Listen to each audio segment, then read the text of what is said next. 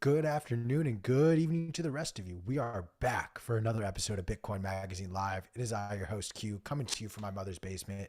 Apologies for the delay. That staff meeting that we had Friday afternoon that we were late for was going on all weekend, and so we were running late to this because the staff meeting never ended.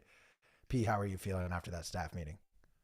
Yeah, I mean, it was long. It was exhausting. I've been taking intravenous electrolytes, fluids, to keep me going all 72 hours or whatever it was. But I'm here. I'm ready to go. And I'm excited for today. I feel like I just relived Hell Week, where it was do not let your laptop die, do not stop talking, cameras must be on, and keep dancing. Anyways, I digress. The craziness of Bitcoin ensues for those who are smooth brained like myself. Bitcoin's price now is at above 31,000 a coin in US dollars. This literally does nothing to change my prognosis. I continue to stack on an hourly basis. Shout out Strike. If you don't use Strike, shoot me a DM and I'll send you a referral code. Does this change anything that you guys do, your approach, your thoughts about Bitcoin? Apologies. Does what specifically change my approach or thoughts to Bitcoin? The fact that that block clock right above your shoulder reads above $31,000. I mean, it changes everything. I had sold all my Bitcoin, and I was ready for the apocalypse. And then once we crossed $31,295, I just bought it all back immediately. No, this doesn't change my prognosis at all. Not in the slightest. It's a nice little bump. I feel it in my loins, but I think we'll probably cruise around here for a while. We'll probably dip back below 30 again, and then eventually we'll scream back up. But when that happens, who the fuck knows? I actually used Binance to take 100x levered long. So this 2K pump actually, Chris. I'm filthy rich now. Chris, I'm just kidding. About this, bro. That's a complete joke. Do not can't use leverage your kidneys. You need those. No, my DCA plan hasn't changed at all. I'm low on fiat. I've had a lot of expenses. The expenses keep coming, but I'm still DCAing every day a little bit. Dude, the bills just every month I get another bill, and it's like, I thought I just paid you last month. When will it end? It'll never end. But speaking of things that come at a regular but not monthly basis, I have here the Bitcoin Magazine Moon Mag. We just released a teaser to what next quarter's Bitcoin Magazine issue will be, and I highly recommend, if you do not already grab your copy of the Moon Mag, pop on over to the Bitcoin Magazine store, use promo code FOMO, get 10% off of that, buy a subscription because the new magazine is on its way soon. I want to just, ask from this lens, like, as Bitcoin, does the moment where, it's now above 30K, you see some mainstream media outlets begin to discuss it, or then the moment where, we've seen now over the last couple of weeks, Bitcoin just fluctuating to 31 and then back to 28, to 30, back to 28. And you see mainstream media really picking up as Bitcoin crosses the 30,000, both on the up and down side. I'm curious, at what point do you think just the general public, those who are not involved with Bitcoin, will become numb, and the idea of a $30,000 Bitcoin will just become normalized to them? Yeah, that's a good question. I have no idea. I've given up trying to understand the ins and outs and the nuances of sort of the public perception of this thing. I mean, I I should, given our, our position in this organization, what we're doing, what we're trying to do. But I just think of price as just straight noise. For me, when the price goes down, I mean, I don't know. I'm not sure exactly when this changed in my own brain, but something broke, and I just see lower price as ultimately being cheaper sats for me. Now, I have the benefit of, a regular job that pays in fiat. So, and I just have this unshakable confidence in Bitcoin, which I think is probably a mistake. I'm not diversified. I mean, I lost all my Bitcoin in a boating accident, but what little amount I do have, I don't know. I have to force myself to relate to the experience of most other people, even people that are significant Bitcoiners. Sounds like you got to work on some empathy, bro. Yeah, that's what I need.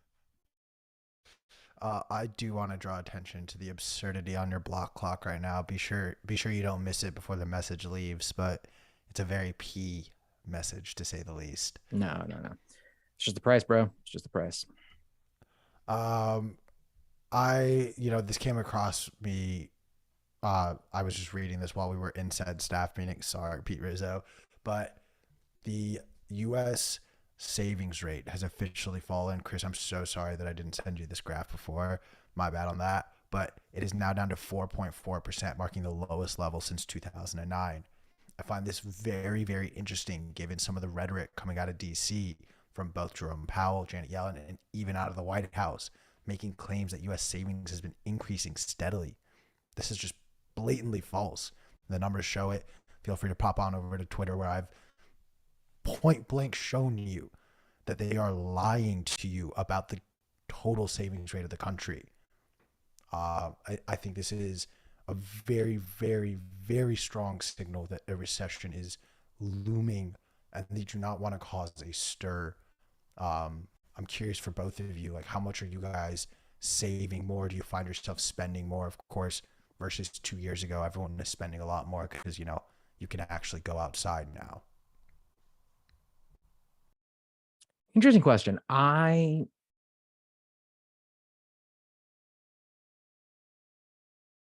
think I'm saving about as much as I did 2 years ago. The most boring answer ever. I'm a pretty frugal person. It takes a lot for me to be willing to drop bills on some random thing. So I'm a bad person to ask here. Chris, how many jet skis have you purchased recently? I'm still at a -2 jet skis, so I owe someone a jet ski, but don't have any myself. Wait, I thought we paid off the one that we crashed in Miami. How did you get down to -2? I don't want to talk about it, Q. You and I crashed one. I got another one. So no, completely kidding. No, I felt like when I was really getting to Bitcoin, it was kind of like the scarcity. Like, I need to get as much into it as possible. And while I still think I need to sell my chairs and stuff to buy more, I guess I don't want to say it's not as panicked, but a lot of the free cash flow or assets that were not as productive, I was able to sell and put into Bitcoin. And now I'm kind of DCAing, just keep doing what I'm doing. So yeah, that's pretty much, I live day to day. I'm very much like P. I don't live above my means. So cover my bills, sweep the rest of my cash flow into Bitcoin, and it's kind of working for me. P, how much have you been spending? Like, I see you posting about your rabbits.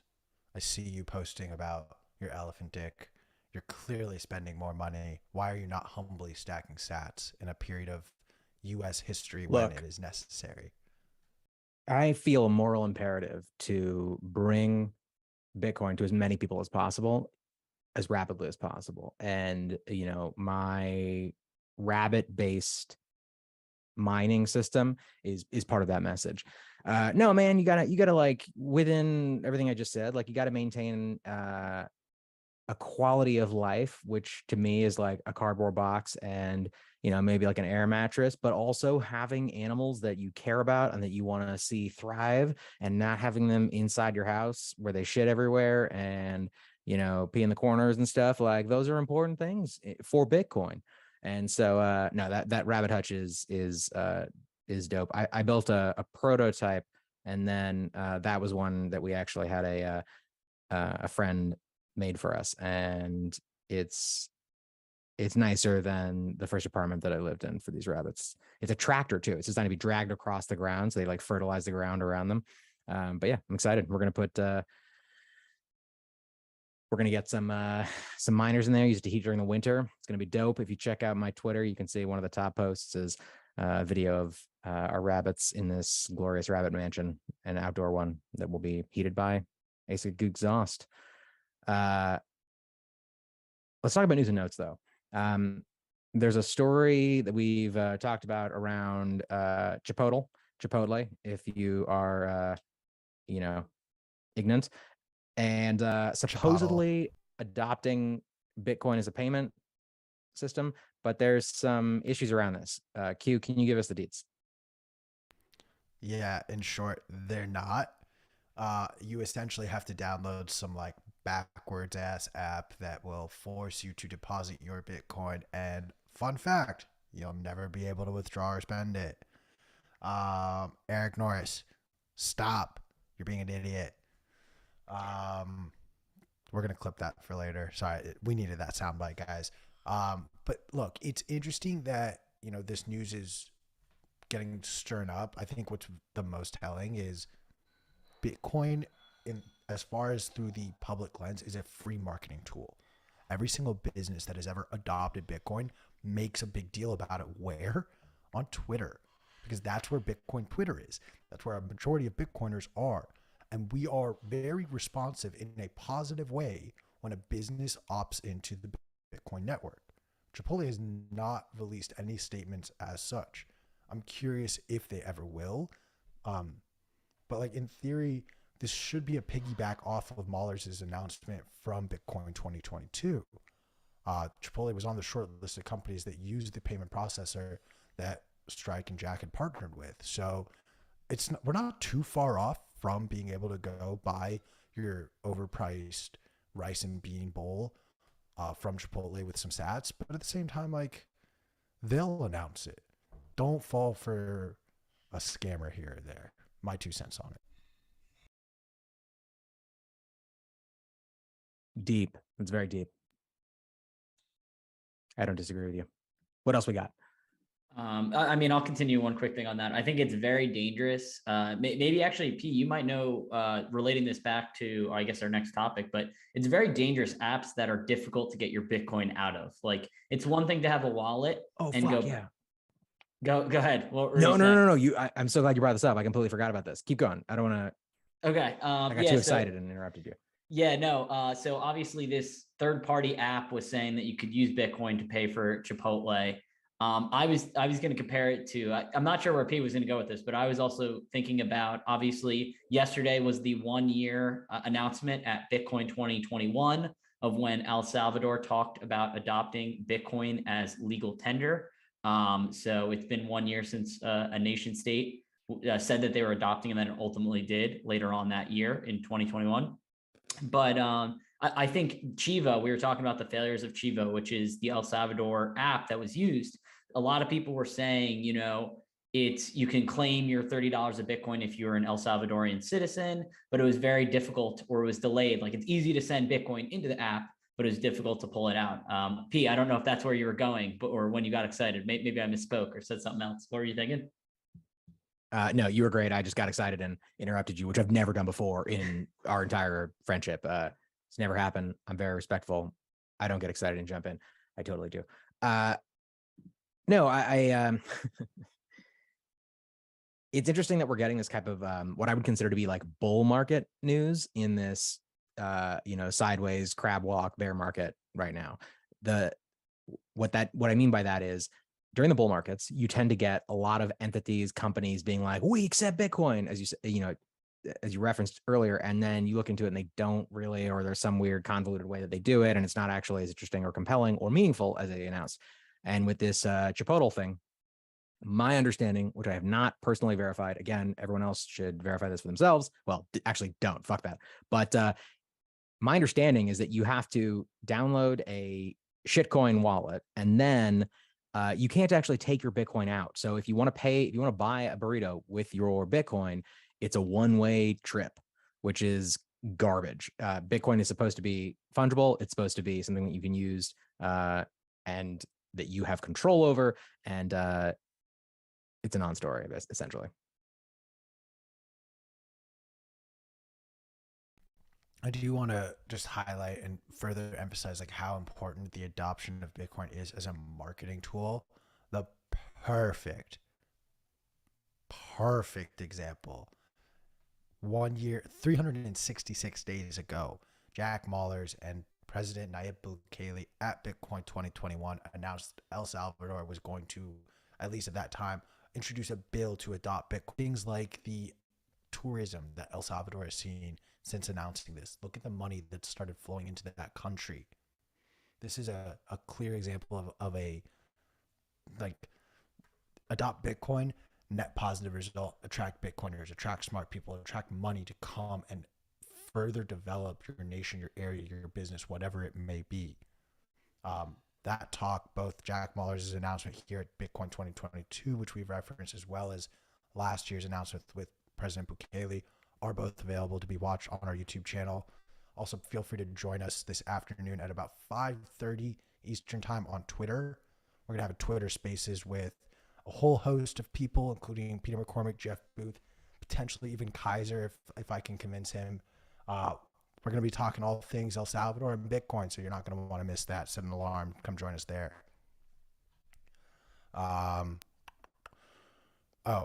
The other story I did want to hit on, we are not quite there yet. There are some people who are jumping the gun on this. Yeah, Nico and Phil, I'm talking about you too.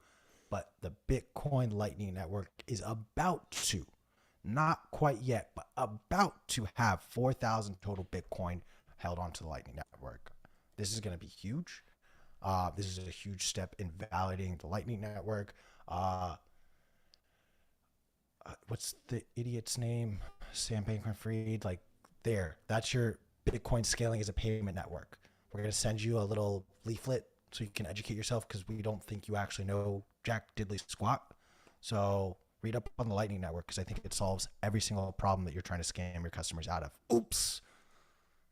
One thing I will say is this is public Bitcoin on the network. So in the Lightning Network, you can have what are called public channels, which are channels that your node allows other entities in the Lightning Network to route through.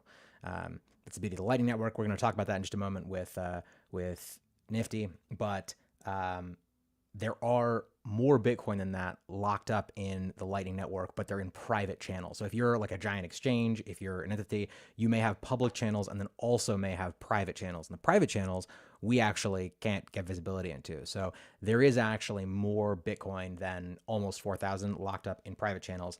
This is not to say that 4,000 Bitcoin locked up in public channels is not a milestone. It definitely is. But the Lightning Network is even stronger than you may have thought. Hey, I have a question for you with the work that you've done with PlebNet and stuff. So I know Nate from Voltage. I'm pretty sure you know Nate as well. He's a great guy. I don't know if he helped with PlebNet, but anyway, Lightning engineer or helps with it in terms of Voltage. He was talking about, he brought up a point this weekend, I think, or even Friday, that was very interesting. He's like, just because you have a private channel doesn't necessarily mean that it is private. And he elaborated on this because it's kind of confusing the way he said it. He's like, let's just say I put up a Lightning channel with Target. Let's just use the company Target, for example. So if I open up a private channel that only Target and I know, but then in me paying Target for the goods and services that they have, if they then have to report that as income, obviously, and pay taxes on that, they then report the private, the key, or the, not the private key, the public, what is it? The XPub, the pub key for that Lightning channel to technically the entity of the IRS, if you're in the United States, or the tax regime in any other country. And then basically you've doxed your own thing to a government entity. So I thought that was very interesting that, like, obviously if P&I have a channel, I'm hoping that he's just not like, well, I guess he should report it, but like, I don't know, the entity of, if we're sending value back and forth, it's very interesting if, you dox it in the sense of reporting that XPub to another entity, and that private channel you thought you had is not private. Yeah, no, it's a great point. One of the challenges in the Lightning Network right now is that, yes, if you are, first of all, you do not have to be running your own Bitcoin node with one of the Lightning implementations on top of it in order to interact with the Lightning Network. You can do that if you want to. I would highly recommend it. It's way easier than most people think. But you could also be using a wallet that is Lightning enabled, like Strike or any other Moon wallet, MUUN, Zeus, Blix. There's all these different wallets, and to varying degrees, they are either a node that you are actually operating, whether it's on your phone or your computer, or you're using kind of their system.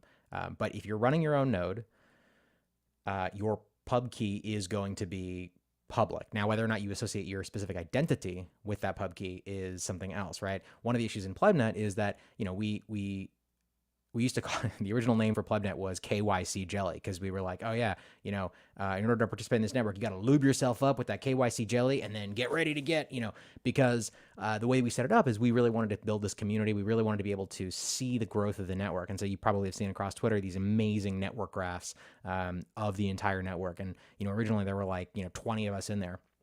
And now there's thousands and thousands of nodes that are participating. But when you do that, you are linking, if you go into PlebNet, you go to plebnet.org, which will redirect to the Telegram channel.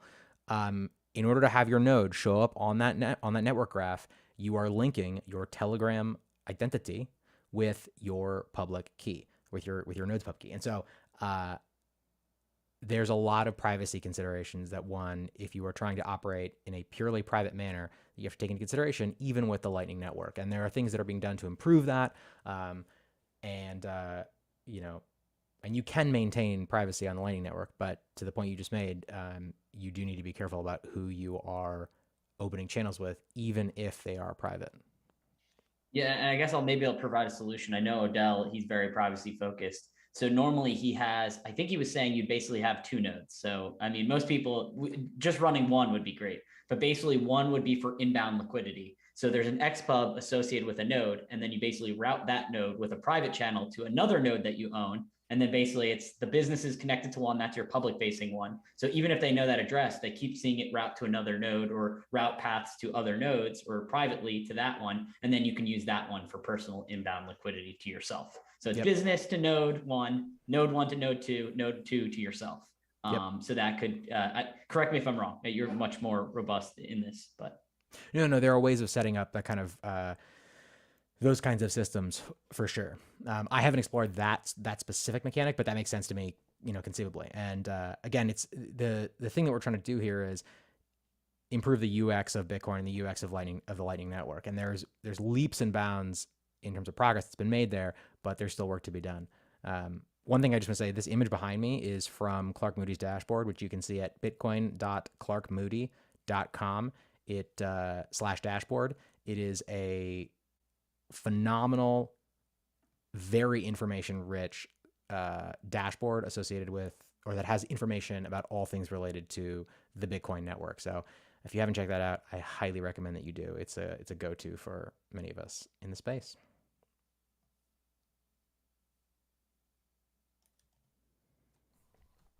What else? What else we got? I'm gonna keep going. Do it. Hit it. Once I get this hair out of my mouth because I have too much hair. Hot. Octagon, Ethiopia, a cybersecurity firm. This makes Ethiopia have its first business that has now adopted Bitcoin, as I believe they're holding it on their balance sheet as well as accepting it as payment. Fun little fact that I believe Jack Dorsey, when he was changing the Bitcoin hashtag to include the B symbol to screw with the ETH heads, or meth heads, I should say, went ahead and put the Ethiopian flag there. There we go. Jesus, it was like stuck on my tongue and I could like feel it. That's so gross. It's so annoying. I'm sorry. Everyone had to bear witness to that. We're starting to see the dominoes fall in Africa. We had Central African Republic push forward. Oh my God. some weird legislation that they've since sort of walked back a little bit, and now it looks like they potentially may be expanding to offer crypto, not just Bitcoin. We're seeing Ethiopia have a business now adopt it.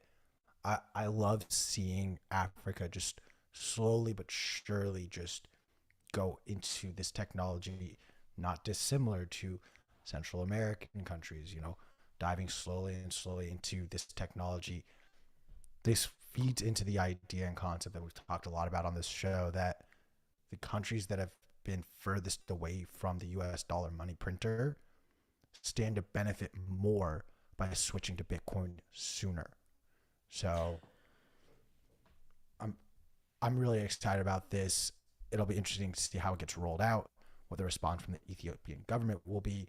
But like I've said before, and I'll say again, all press is good press. Yeah, I mean, we've talked about this before, but I agree with you.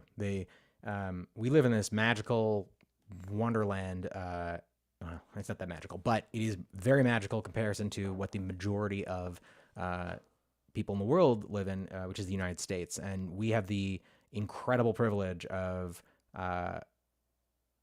having our national currency be the world reserve currency.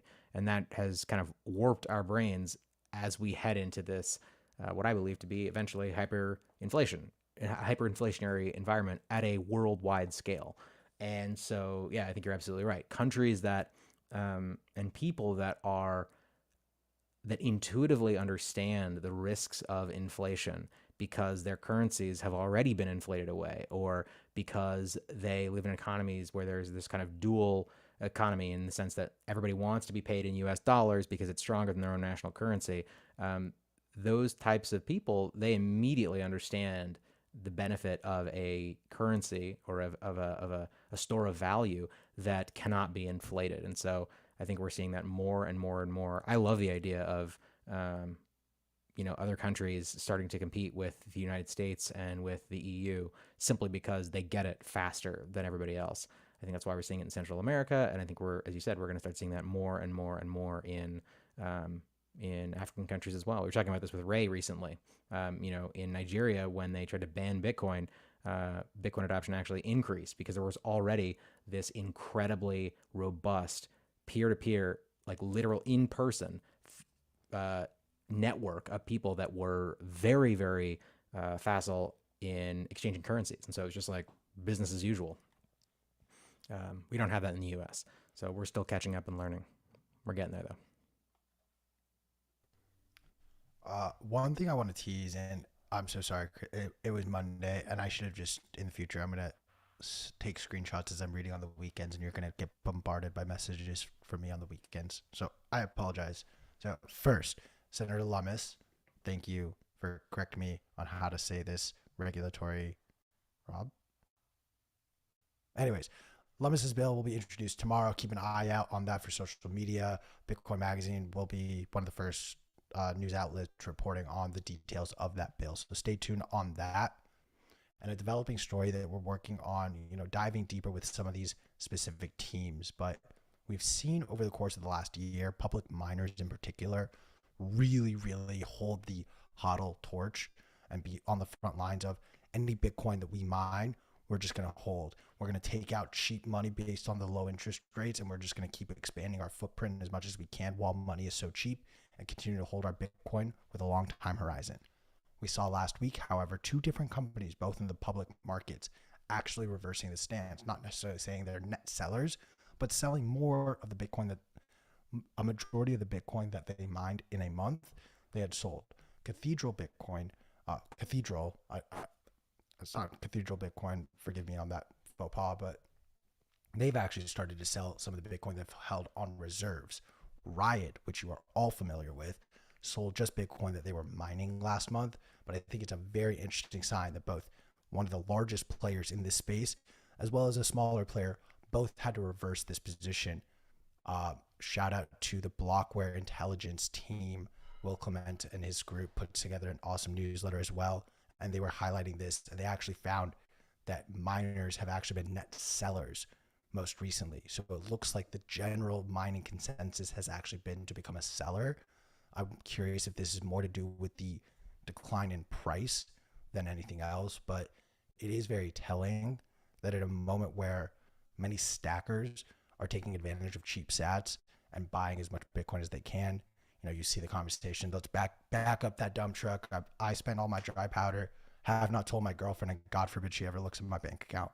But it's interesting that on the other side of the coin, these miners, who we in essence are buying a lot of this Bitcoin from, are actually selling. So I don't know, P, what your initial thoughts or reactions are to just that and what this could maybe lead to in the future, understanding full well that this is still developing. We're currently trying to get some members of each of these companies to come on and join us and share sort of the thought process that went behind these decisions. Not gonna lie to you, I was paying attention with about 20% of my brain to what you were talking about, coordinating with Nifty on the side, and she's gonna be here in just a moment. So I can only imagine how little all of you who are just listening and not actually have your careers tied to paying attention and actually doing this job with us, how little you were actually listening to my rant. But it was good. It was solid. I could hear the emotion, the feeling, the passion. I just didn't hear the actual information, the words, the knowledge. But thank you for your service. Facts. I was just talking in circles. But we're going to cut to a quick commercial break because our guest for today has joined us now. So stick around. And of course, if you have not yet already, lock in your tickets to Bitcoin 2023 now before ticket prices go up. I believe next week or the week after. It doesn't matter. Ticket prices are going to go up. You're going to have to fly wherever you go. I don't know why you're throwing a fit about this. You're behaving like a 5-year-old having a tantrum. Just buy your damn ticket already. We'll be back shortly, guys.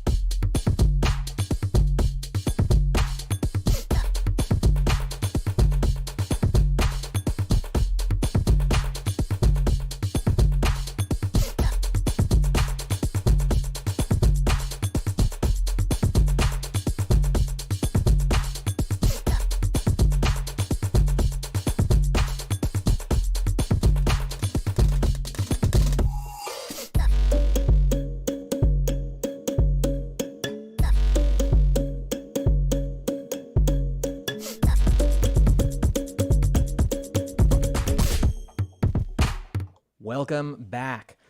We are here today with Nifty, who is an incredible engineer, a good friend, and a person who has single-handedly, well, I don't want to say single-handedly, but basically you are instrumental in the development and progress on Sea Lightning, one of the more interesting implementations of the Lightning Network protocol.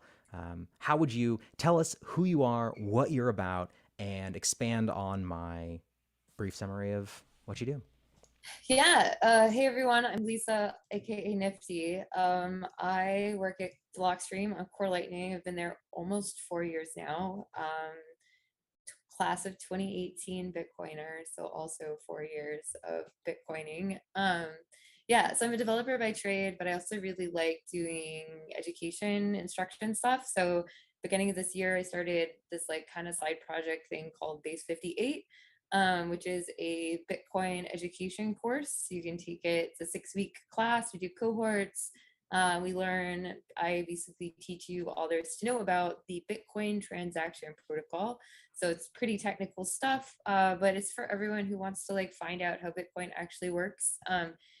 Mostly we have like devs and engineers and IT guys kind of coming through and students, but we've also had some VCs and like people that want to know more about like just like the technical side of like Bitcoin. So yeah, I've been doing that. We just finished up our like second cohort a few weeks ago. And also, I guess that now I run conferences. I'm like, we're one day away from Bitcoin Plus Plus, which starts tomorrow here in Austin, Texas. So I am currently in a hotel room. Kind of been scrambling around trying to get last minute stuff done. So I gotta keep an eye on my messages. Sorry if I like seem sort of distracted. No, I can't tell you how much empathy I have for the position you're in right now. I'm very honored that you were willing to still hop on and engage with us. Let's talk about Bitcoin Plus Plus. What's the tell us more about it. How did you end up in the position that you're in? What are you trying to focus on and achieve specifically with the conference? Yeah, so I am hey guys, we got some people showing up. Yeah, so the conference actually started like I think there's a couple things going on here. One is like I want an opportunity to bring everyone who's been in Base 58, give them an opportunity to like come hang out together because it's an online class, right? So holding a conference is kind of a good opportunity to get everyone into the same space and like get to know each other, which I think is like super important. Another cool thing we wanted to do, I think there's two other things that we really want to do with Bitcoin Plus Plus. The first one is we wanted to front run Consensus. So Consensus is like this really big conference that I think CoinDesk puts on every year, and it's pretty well known for being like what I would call kind of like a shitcoin conference. Excuse me. Oh yeah, I'm allowed to cuss. This is fine. Yeah. So like, sorry guys. So like, you know, having like this like big Bitcoin dev experience like for Consensus, the idea or the hope is that we could get some people who maybe are coming in town for Consensus that want to hear what's going on the dev side at Bitcoin, get all the smartest people I know in Bitcoin to come and give talks, and hopefully we'll be able to like, I don't know, steal some people over from the dark side by providing them the opportunity sort of thing. And then the third thing that we really wanted to do with Bitcoin Plus Plus is like one of the things that Base 58 really wants to do, and I haven't been really good at like following this up, but like a really big goal of ours is to like, one, get a lot of people into Bitcoin really technically, learn a whole lot really quickly about how Bitcoin works technically. And then after they like learned all this stuff, is figure out how to like let them stay in the space technically, which means either helping them find grant money to work on projects or finding them jobs as devs, right? So we've invited a bunch of all of our sponsors. In order to sponsor the workshop portion of Bitcoin Plus Plus, one of our requirements is you either had to be like making something you wanted devs to build on top of, hiring Bitcoin devs, or giving out grants. So that like, so the idea is like we're gonna have a dinner on the second night where everyone who's sponsored gets to pitch what they're like doing for like, you know, either hiring or like we've got 3, I think maybe 4 of our sponsors are like grant programs for open source people. So we've got Brink, we've got Super Lunar, which is Gemini's thing, and we've got Coinbase grants or Coinbase giving. And then Spiral, I think someone was just telling me Spiral, who's kind of one of Block's projects, is also looking to give out money to open source devs for stuff. So anyways, so like, yeah, so that's kind of like, there's a bunch of stuff going on with Bitcoin Plus Plus, but those are sort of, I think, like the themes of what we're like angling for all in one. I love it. I also forgot to mention that you were a speaker at Bitcoin 2022. I did an amazing job. I really enjoyed the panels that you participated in. Tell me about what it. So you're one of the few people in the space that is focusing on bringing more devs, as you said, into the Bitcoin ecosystem, into the Lightning ecosystem, and as you said, really empowering people to be able to use this skill set in order to engage with what Bitcoin can do. Do you, for Base 58, are most of the people that you are working with, do they have a background in Bitcoin or, you know, and in Lightning previously, or are these people who are excited about the space, are software engineers, and then are coming in sort of fresh? It kind of runs the gamut, honestly. Like I think 95% of the people that have come through are Bitcoiners. Like they're excited about Bitcoin, they love Bitcoin. Maybe like 70 to 80% of those are developers. So majority of them are like developers in other spaces though, right? So like they haven't done a whole lot in the Bitcoin space, or like, you know, we've gotten some people that like did boot camps, but the boot camps they did were like learn how to write web apps, right? or like, you know, we got one guy who came through who's been doing like FileMaker Pro stuff for like a long time kind of thing. So a lot of people with like technical backgrounds or like other kinds of stuff, but they like there's not really, as far as my understanding, and I think like the only exception to this is Jimmy Song's class, which I took when I got started 4 years ago, which teaches you a lot of the fundamentals, but there's not a lot of education materials about exactly how like Bitcoin transactions like work, like what are all the parts, how they fit together, etc. So we're really like filling a niche. So like our class, like I don't know, sometimes I get people on the internet who are like, why would you pay all this money to take base 58? Because it's not the cheapest thing you could do. Also not the most expensive class. I think Jemmy like definitely beats us on like price, so to speak. But like, you know, people are like, why would you pay like a couple $1,000s to take this class? Like, isn't all this information like free and online? And the answer is like, so yeah, why are people coming through? People come through because like you actually learn the material when we do it. I'm a really good teacher, not to brag. Like all the course curriculum is stuff that like I basically like come up with myself. And the really cool thing about like when you come through Base 58, sorry, this is not your question, but I'm going to talk anyway. No, it's great. Keep going. Yeah. So like one of the really cool things about coming through Base 58, especially if you're a developer or like, I like to think that like new devs can have like a good time, but I think the truth is you get a lot more out of it if like you're not learning, if everything's not new. And this is true of anything, right? You like come through and if it's all new material, it's like a lot. Whereas if you kind of are familiar with some of the basic concepts, there's less to learn, so it's less overwhelming. But like, where was I going with this? One of the things about coming through the class is that like the way that we teach you the things is like organized in such a way that by the time you get to the end of the class, you've learned way more than you realize. So like, I think that like the people who come through Base 58, you've got like, one thing that I really like thinking about as an educator is like kind of like, I call it like the on-ramp. So like how every lesson after the next one, right? Like you want to build like just incrementally so that by the time you've gotten like really far up the ramp or down the rabbit hole, depending on which direction you want your ramp to go. But like at the end of it, you like kind of, because hopefully it's been such a gradual process, you don't realize how far you've gone. So like you go through Base 58 and you come out and like to you, you're like, yeah, I know how like multi-sigs work and I understand like the crypto behind like elliptic curves and like, yeah, of course, like this is how SegWit transactions are different than non-SegWit transactions. And I can write like a wrap SegWit, whatever, like no problem. But you don't realize like how like unique those skills are, right? Because you just went through class. And everyone's like, I explained it to you in like a very simple way, and you've like seen how all this stuff works, hopefully, and you've like done some of it yourself. And as you get to the end, you like come out and you're like, hey, like Bitcoin, no, easy, like easy peasy. And then like I've had people that like go to like interviews afterwards and like, yeah, I just like aced the interview. I'm like, of course you did. You're like one of like, you know, 1% of like devs who work in Bitcoin understand the stuff that we teach you in class. Absolutely. Like you don't really know that because like your first intro to like Bitcoin dev has been through this class. Now you're like ready to go out in the world. So anyways, I'm like super excited about like, we've only done 2 classes, right? Like I think only about 30 people have gone through it. Maybe 20, 25 of those are actually devs because the rest of them are like VCs or like, like product manager kind of people. So I'm really excited to see, and we're only like 2 weeks out from class, I think at this point, from our second class. So I'm really excited to see like kind of how all these like super knowledgeable people, where they end up in like 6 months, right? Like, yeah, it's funny, man. I'm so excited. I'm like, man, like I should totally take this class.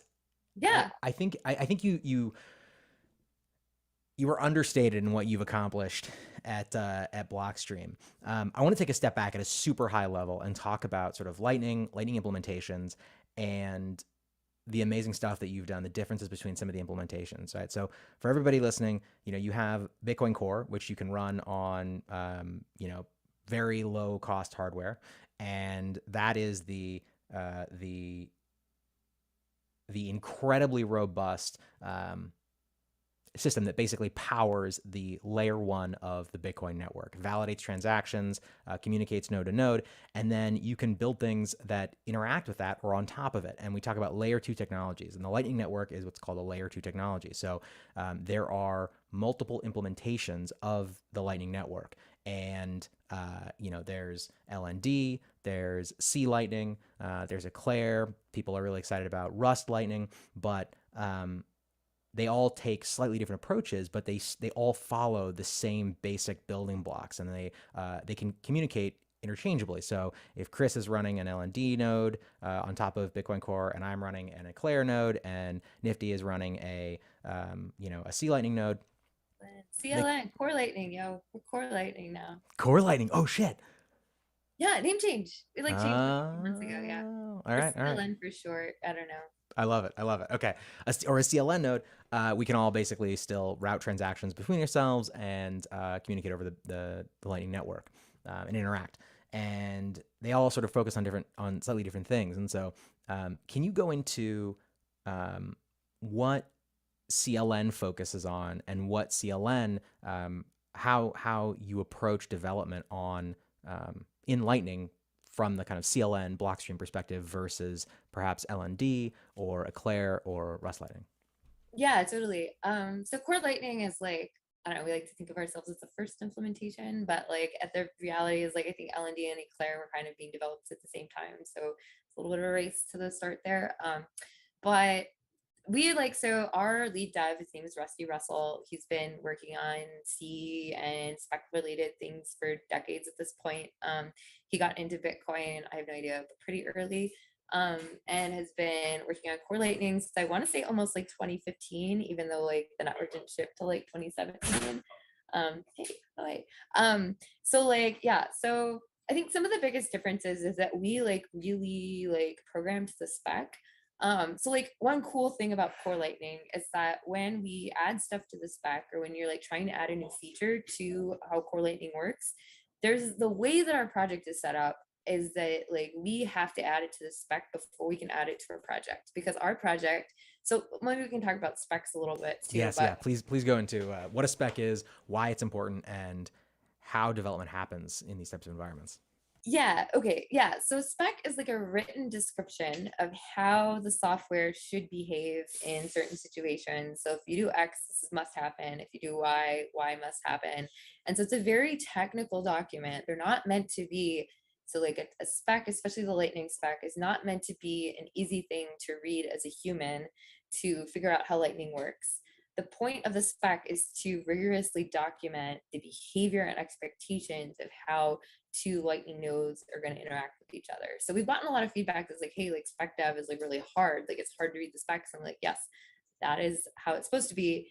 If you want to understand how Lightning works, I think there's definitely like a gap. I mean, the Mastering Lightning book, I haven't read it, but I hear that's like kind of a, if you want to learn how Lightning works, there's like other material that'll teach you how Lightning works. But then if you want to like actually like program an implementation, this is like the almost machine code but written in human language understanding of like, you must do this, and then you have to do this, and then X and then Y, right? So they're very technical documents.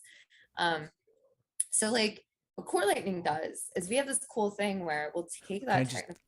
Yeah, can I jump in one for 1 second and say part of the reason that that having specs are so important is because it then allows everyone to build more interesting stuff or stuff on top of that, because they have this really clearly defined way of interacting. So it means that once you have this really defined spec that everyone or that a group of people have agreed on, it actually like rapidly accelerates development. Because otherwise, like if I was just, building some Lightning implementation, out of my ass, and then like you have yours, we would have to have this like weeks long conversation, and I'd be like, well, when my node wants to achieve X result, I'm going to send you a thing that says whatever, just some random string that I think is funny. And then you'd be like, ugh, that's stupid, but okay, fine, I'm going to like I'm going to set up my node so that it will respond to that thing with this other parameter, and we'd have to agree all of that stuff, like hundreds, thousands of specific things. So when you have a spec and we both agree to having this spec, I can do whatever I want on my node, you can do whatever you want on your node, and as long as they both follow this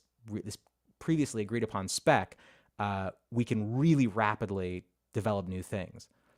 Would you add anything to that or take that up? Yeah, I think that's totally true. I think the other cool thing, well, so one thing is like, once the spec is decided on, it's like easy to build on top of. You don't have to go talk to anyone else, right?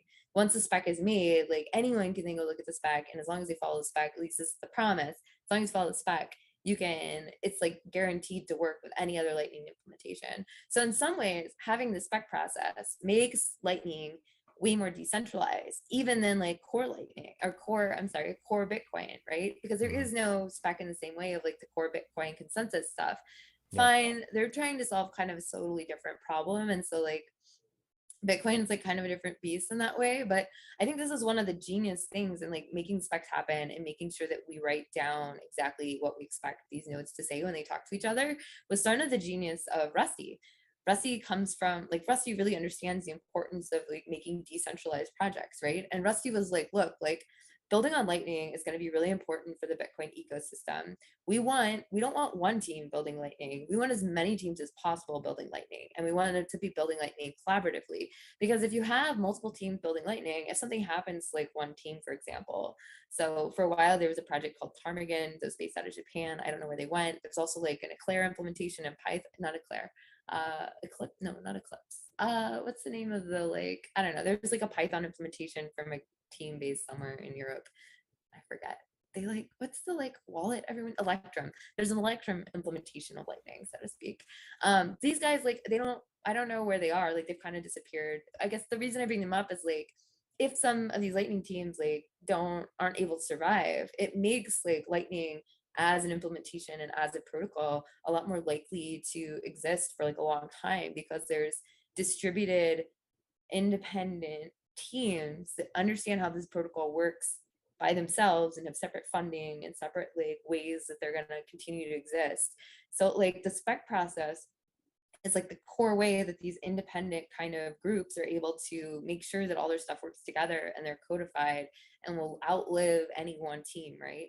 So I think that's kind of like one of the cool things about the Lightning spec process that, as far as I'm concerned and know, doesn't really exist very many places outside of maybe like the web, like IC, like HTTP, TCP processes, right? Like, and like there's separate browsers. It's really like, I feel like that's like, as far as I know, I think like the separate web browsers is as close of an analogy of another ecosystem doing the same thing as what Lightning is doing these days, which is cool and like absolutely fucking wild, right? Like, yeah, that's, I hadn't thought about it that way. Would you? So yeah. it's, I mean, like, people think of like JavaScript, but really it's like ECMAScript, and then basically every browser has its own implementation that interacts with the web in the same way using this, like, again, this spec. And of course, there's, go ahead. Yeah, but JavaScript also has a spec, right? That like everyone who writes it. Actually, I think that like at some level, when you think about it, I think there's really only like one JavaScript like interpreter that everyone reuses, right? There's like one, I think it's called V8, and it was like done by like the Google project, and like There wasn't originally, and there were like lots of different ones, and then Google was like consolidated around one, right? Because like the amount of like money and like energy that you need to put into this kind of infrastructure, like we're talking about, like at this point, like we're talking about infrastructure, right? Like these are like open source infrastructure projects that make like certain platforms run, like the web, like JavaScript makes the web run, right? V8 is like a very like difficult technical project that makes like the web work, right? And at some point, like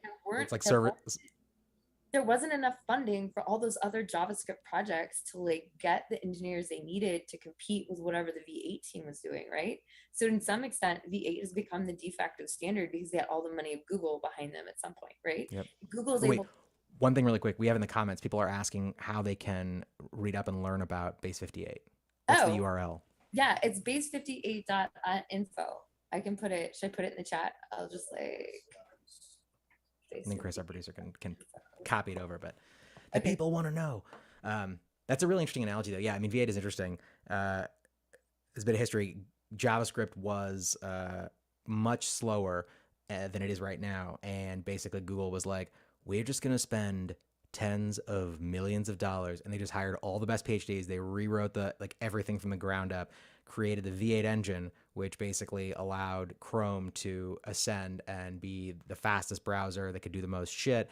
And then it got abstracted off into a server-side framework, so you can write JavaScript on the front end and the back end, and then they open sourced it. And so then I think most other browsers use the V8 backend. Although Safari, right?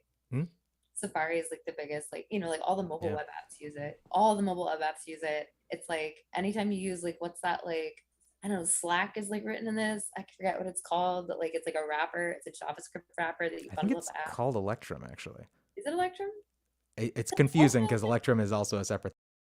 okay. Yeah, that's why I was like, I'm not sure. Yeah, I think it's Electrum.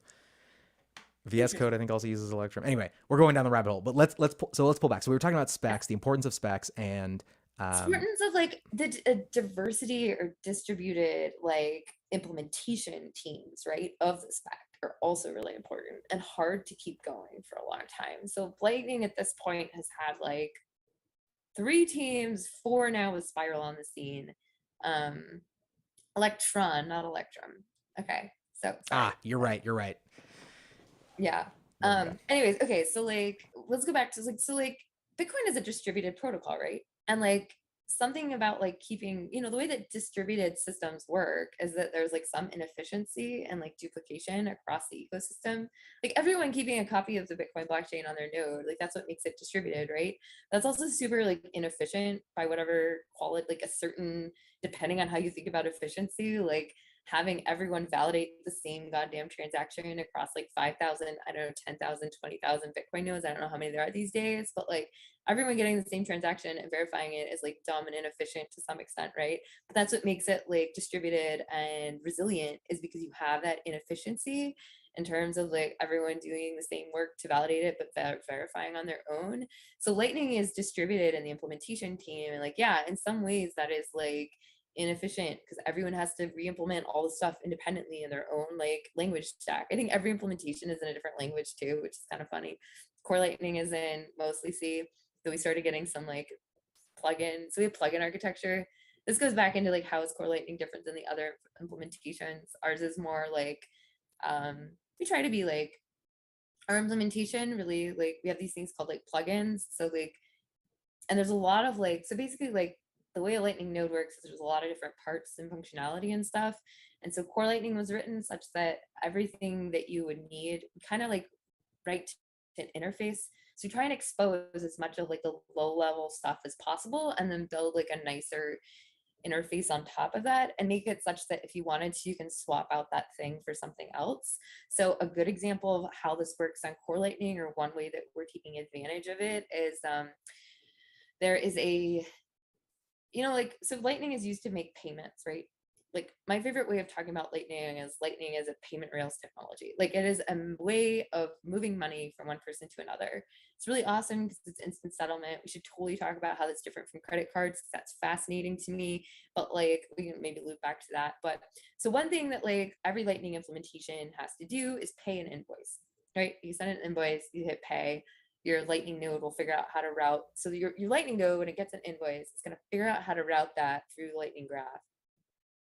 You know, because Lightning isn't a direct thing. You have to hop from one person to the next. You like hopping along, whatever, and then you get to the final destination. This giant spider web. And so yeah, like if I have a node, Chris has a node, you have a node, and you know we go out to lunch, and you're like, oh, P, you owe me 10,000 sats. Even if our nodes do not have a direct connection, a channel between each other, you can create an invoice, show it to me. I can scan it with my wallet or my node, and then my Lightning implementation will figure out like, okay, what is the right route, and we'll bounce through Chris's node or wherever else, whichever going to be the cheapest thing, and it's going to route it eventually to your node. We'll be good to go. Exactly. Yeah. So it does route finding, right? So there's this route finding algorithm. Like it figures out where the path is, and if there's liquidity, which means if there is sats that are available to flow towards you to make the payment, the routing algorithm is going to find them and send them to you, right? That's like the whole thing. So that's just like in core Lightning, this is called the pay command. So you say pay, and then you give it a URL, or like not a URL, you give it an invoice, it's a long stringy thing. And then it does all this in the background, like magic stuff, and figures out how to pay it, right? So that's all like in core Lightning. But here's the cool thing about core Lightning. That pay command is written as a plugin. Everyone gets it. Oh, that's so fucking cool. Yeah. Anytime you like get core Lightning, you download and install it, you have the pay command. But pay command is written in such a way that it's like kind of this like layer above the actual core node. And so you can swap it out with the core Lightning node. Yeah. You can swap it out. So Rusty, who's like our lead dev and like probably one of the most brilliant computer programmers alive today, not even joking, he has been working on implementing this new routing algorithm that Renee Pickart has been working on for years. using this like intuition or like insight that Renee had about the problem you're trying to solve when you pay a Lightning invoice has a name in computer science. It's called the min cost flow algorithm.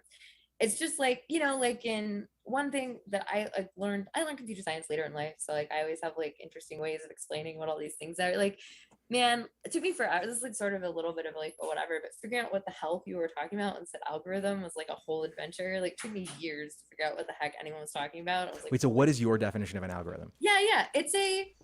An algorithm is like it's kind of like a recipe or like a series of steps you take to solve a problem. And that's like literally it.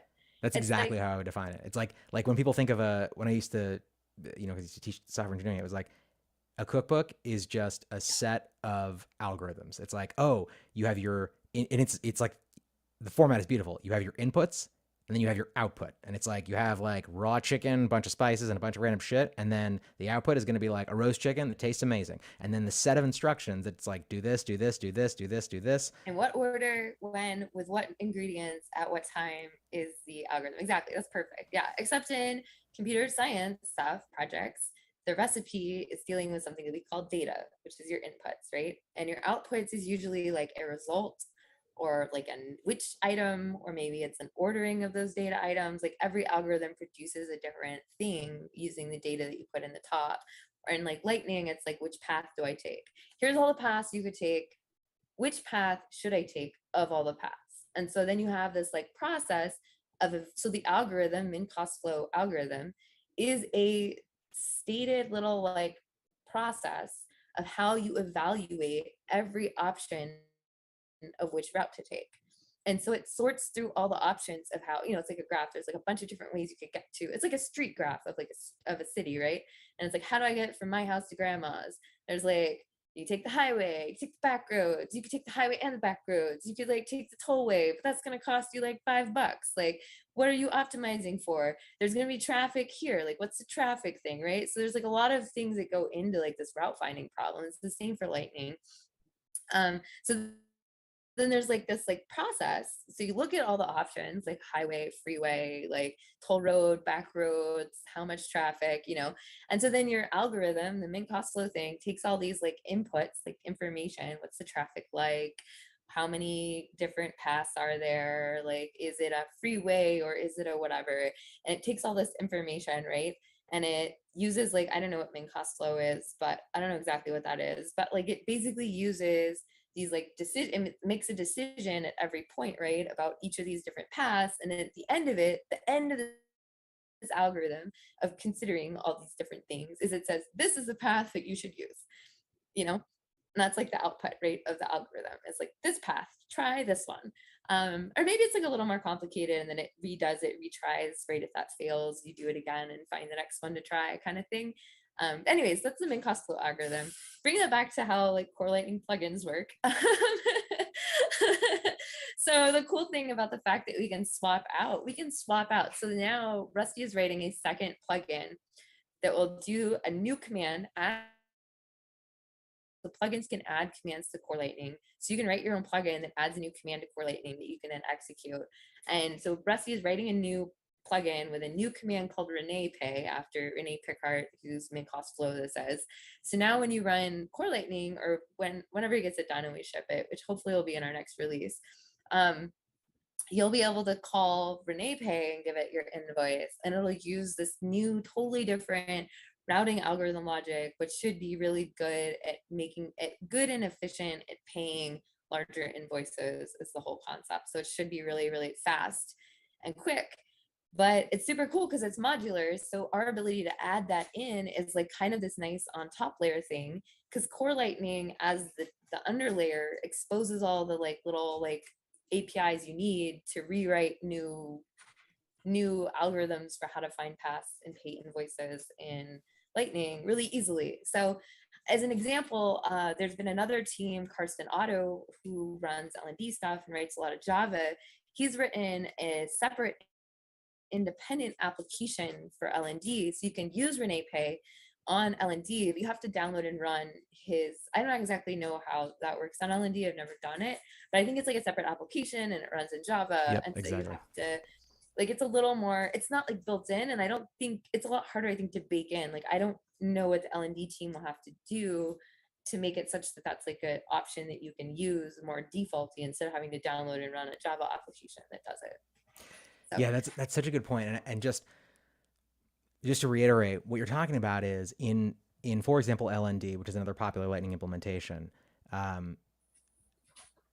In order to use like the routing algorithm that your node uses to find routes, payment routes through this gigantic spider web that is the Lightning Network, is a super important algorithm because it defines how efficiently your node is going to be able to send payments through the network. So that's like this very, very core functionality. And it's actually a really challenging computer science problem. It's kind of, I think it's technically like a traveling salesman problem, right? yeah, which is NP complete, I think. Again, Yeah, like yeah.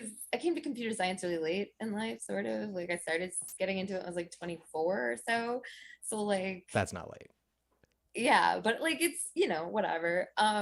But so this is what I've got up on my screen. This is a simplification of the Lightning Network. I actually had to, this is a fantastic website for everyone who's listening. lnrouter.app it's a ton of amazing tools. I use it all the time. But this is, there were too many channels and it was slowing down my computer. So I had to change the filter. So it's only showing nodes in the Lightning Network that have 4 or more channels. And then I searched for Aaron Malone's node, Darth node. She's one of the people that created PlebNet. And you can see this is the pink is every single channel. Oh, it went away. But it was every single channel that her Lightning node has open and all the different nodes that she's connected to. And you can see this gigantic spider web. And that's, this is a visual representation of the Lightning Network. So when we're talking about routing payments, this node, Darth node, can route directly to all these different nodes that it's connected to. But that's not all it can do.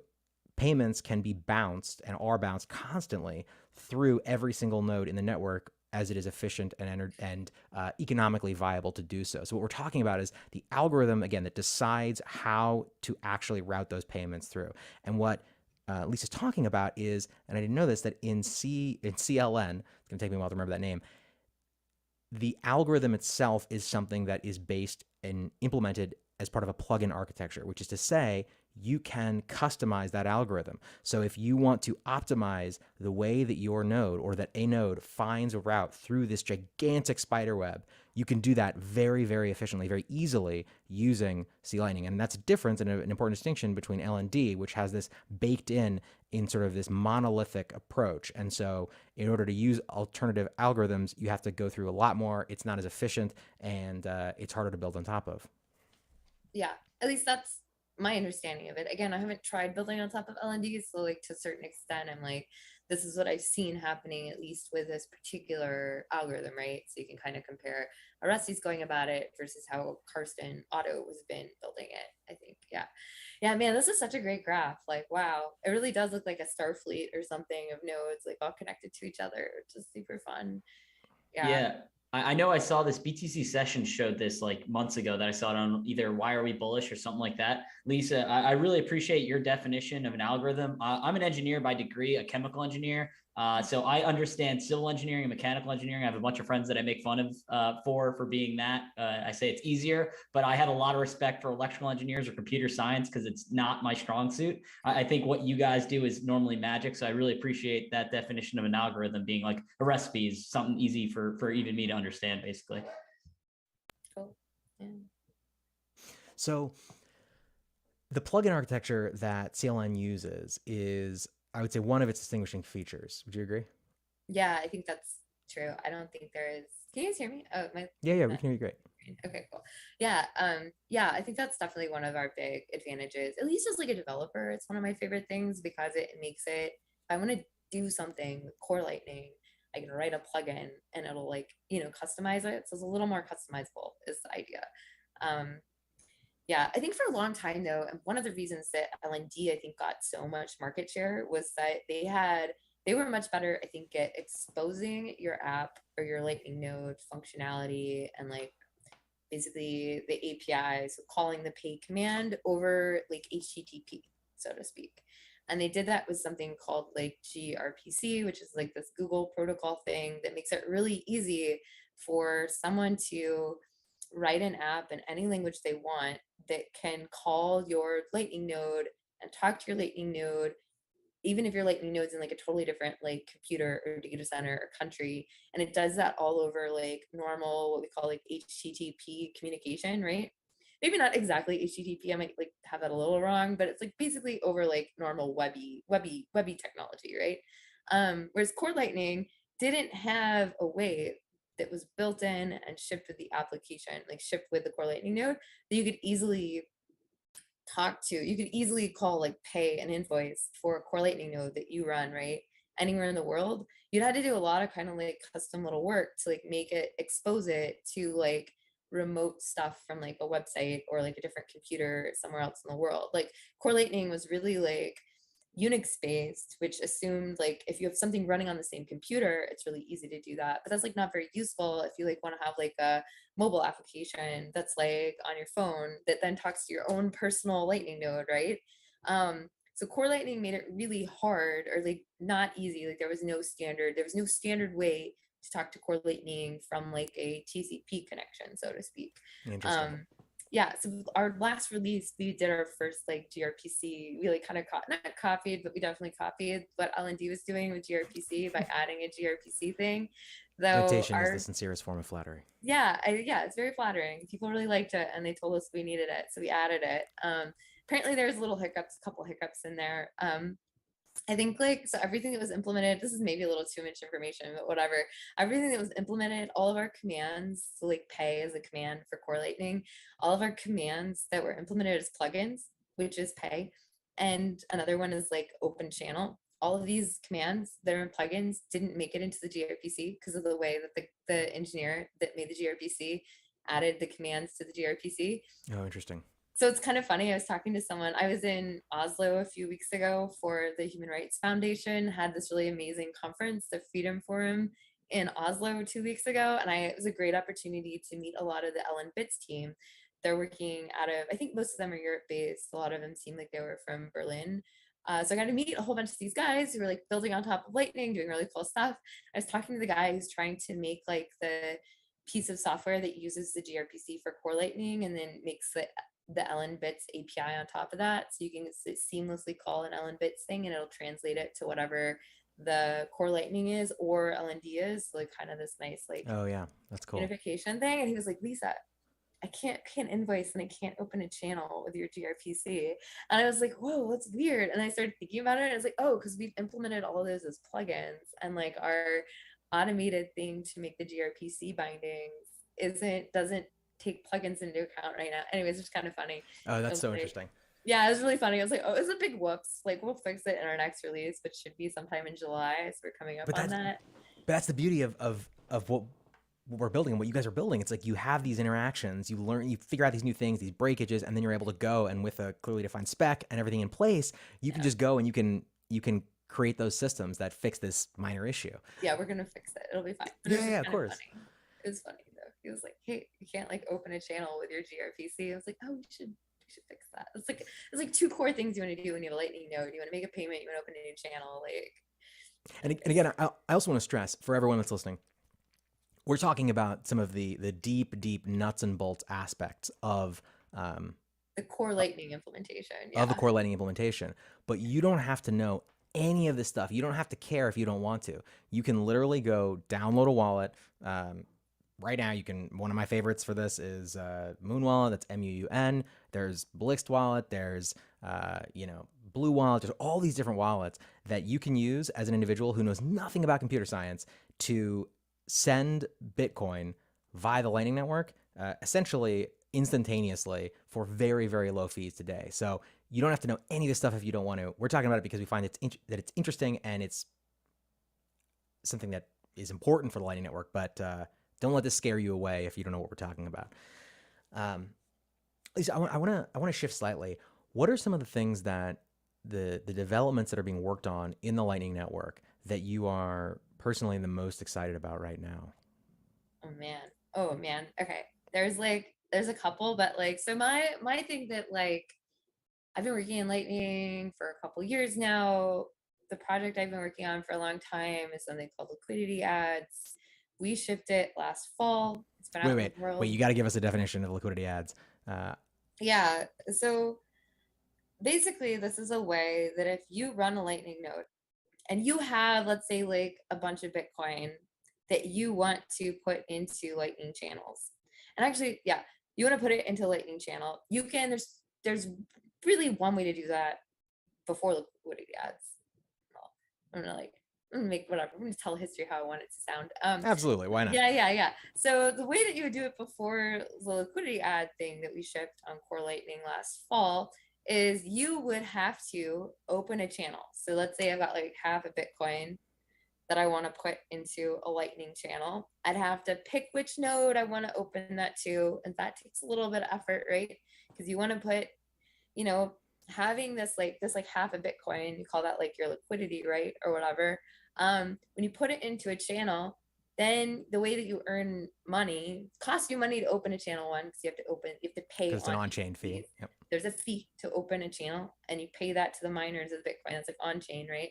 And then whenever anyone routes a payment, hopefully you've put this half a Bitcoin in the right place to the right node. But it could be any amount. It doesn't have to be half a Bitcoin, just to make that clear. Yeah, no. This is like, all right, maybe it's like, I don't know what, 100 million sats. I could always like. Well, you could do it. You can open a channel for any size, right? So like, there's definitely a lower limit, but it's like the 50 to 60,000 sat range, Yeah, but like when I was first learning, I went through the process and I was like, all right, I'm gonna open I was opening 100,000 sat channels, and I was like, oh, that was a fucking mistake because I couldn't route that much liquidity through the network. Because again, the way the Lightning Network works is you have a node, there's another node, and then in order to be able to route payments, you have to have what's called a channel, and a channel is just a multi-sig contract between two different nodes that allows liquidity to be routed. It's like almost like this is a terrible analogy, but it's kind of like a bar tab. So if Lisa and I have a channel between our two nodes, then let's say that we open it, let's, for simplification, we'll say it's a dual funded channel. And by the way, anything that I say that you're like, oh, that's stupid, please jump in and tell me I'm an idiot. But like, let's say that we have liquidity. It's like that's balanced between us. So we have this 100,000 sat channel.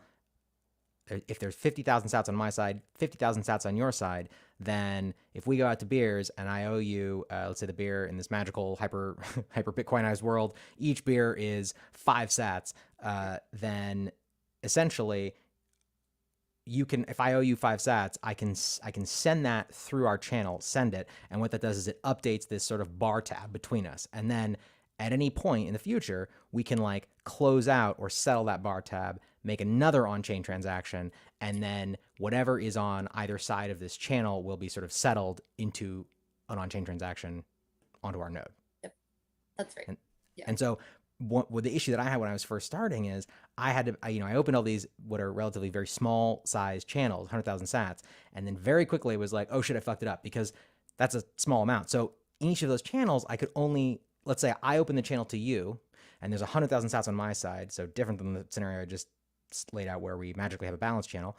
I could only send you 100,000 sats, and then that was it. I'd maxed out that channel, and I would have to find another route in order to get that payment to you. And so the only way to solve that problem is I'd have to make another on-chain transaction, close out that channel that was too small, and then open another one. Two on-chain transactions. Yeah, 2 exactly. Then I opened a larger one that was, let's say, I'm like, all right, fuck it, I'm gonna go with 500,000 sats. And then I quickly learned, I was like, that's not even big enough. Now we're doing 1 million sats, and every time I do that, I have to do 2 more on-chain transactions, which in this low fee environment, but we're not going to be in that forever. So liquidity ads solve this problem. Is that correct? Liquidity ads is a different way of deploying your Bitcoin to Lightning. So what we've been talking about is like, I've got like some Bitcoin, I don't know, 1 million sats. I have to make a decision about where to put it onto the network, right? Like, am I opening a channel to P? Am I opening a channel to Chris? Who of these two like is the better option to like put it on? Because like you're saying, you really want someone, the way you like offset those on-chain fees in the old model, in this model with like I opening the channel, is that payments get routed. Every time a payment gets routed, I earn a little bit of fees, but not on-chain fees. Fees, slightly different. Anyways, so like you like earn a little bit, right? So like you're kind of like making this bet when you open a channel that the amount of fees you make routing those sats to the other side is going to be more than however much you end up paying in on-chain fees. Right? Anyways, you got to make a decision, right? Okay, so what we did with liquidity ads is we made up like kind of like change the question. And we're like, okay, let's say you've got like 1 million sats that you want to put into a channel. Instead of you making a decision about where to put it in the network by using things like ellenrouter.app or Amboss has some data. I think Ellen Router has like better data about how to like decide who to make a channel with. But instead of like having you make up a decision as the owner of like, I don't know, 1 million sats, instead of having you make up a decision about where you're going to put it and pay channel fees for, and then hope that it like gets routed so you can kind of earn your money, you know, don't lose money opening that channel. Liquidity ads makes that such that you can just advertise. The ad part stands for advertisement of Bitcoin that you want to put into a channel. And then anyone who like needs to be able to receive lightning payments needs money kind of on the, they kind of need money pointed at them. So they need money. So if you want to receive a payment on lightning, you need someone that's got Bitcoin to put it in a channel pointed at you, right? So liquidity ads is a way that I can advertise. I have Bitcoin available to put in a channel pointed at you. But the advertisement part is it's like, here's how much I want you to pay me as a benefit of making it such that you can receive a lightning payment using this like Bitcoin capital that I've got, right? So liquidity ads makes it such that like you, P, can ask me, Lisa, to put 1 million sats into a channel that we both share, with that 1 million sats like pointed, and you're basically like available for you to receive 1 million sats worth of payments or to route 1 million sats worth of payments right out the other side. And you basically pay me for that, like for having that 1 million sats available to you. And part of the advert, like part of this spec, so this is a spec, like I wrote a spec and we implemented it in Core Lightning. And part of it is that we actually make it such that like if you pay me for this 1 million sats, and I like publish my rate, like I went 10 basis points or whatever, I as the seller make you 2 guarantees when you buy it from me. First guarantee I make you is that I'm not able to reuse that liquidity anywhere else until a month has passed. Like it's in blocks, like 4,000 blocks, which is about a month.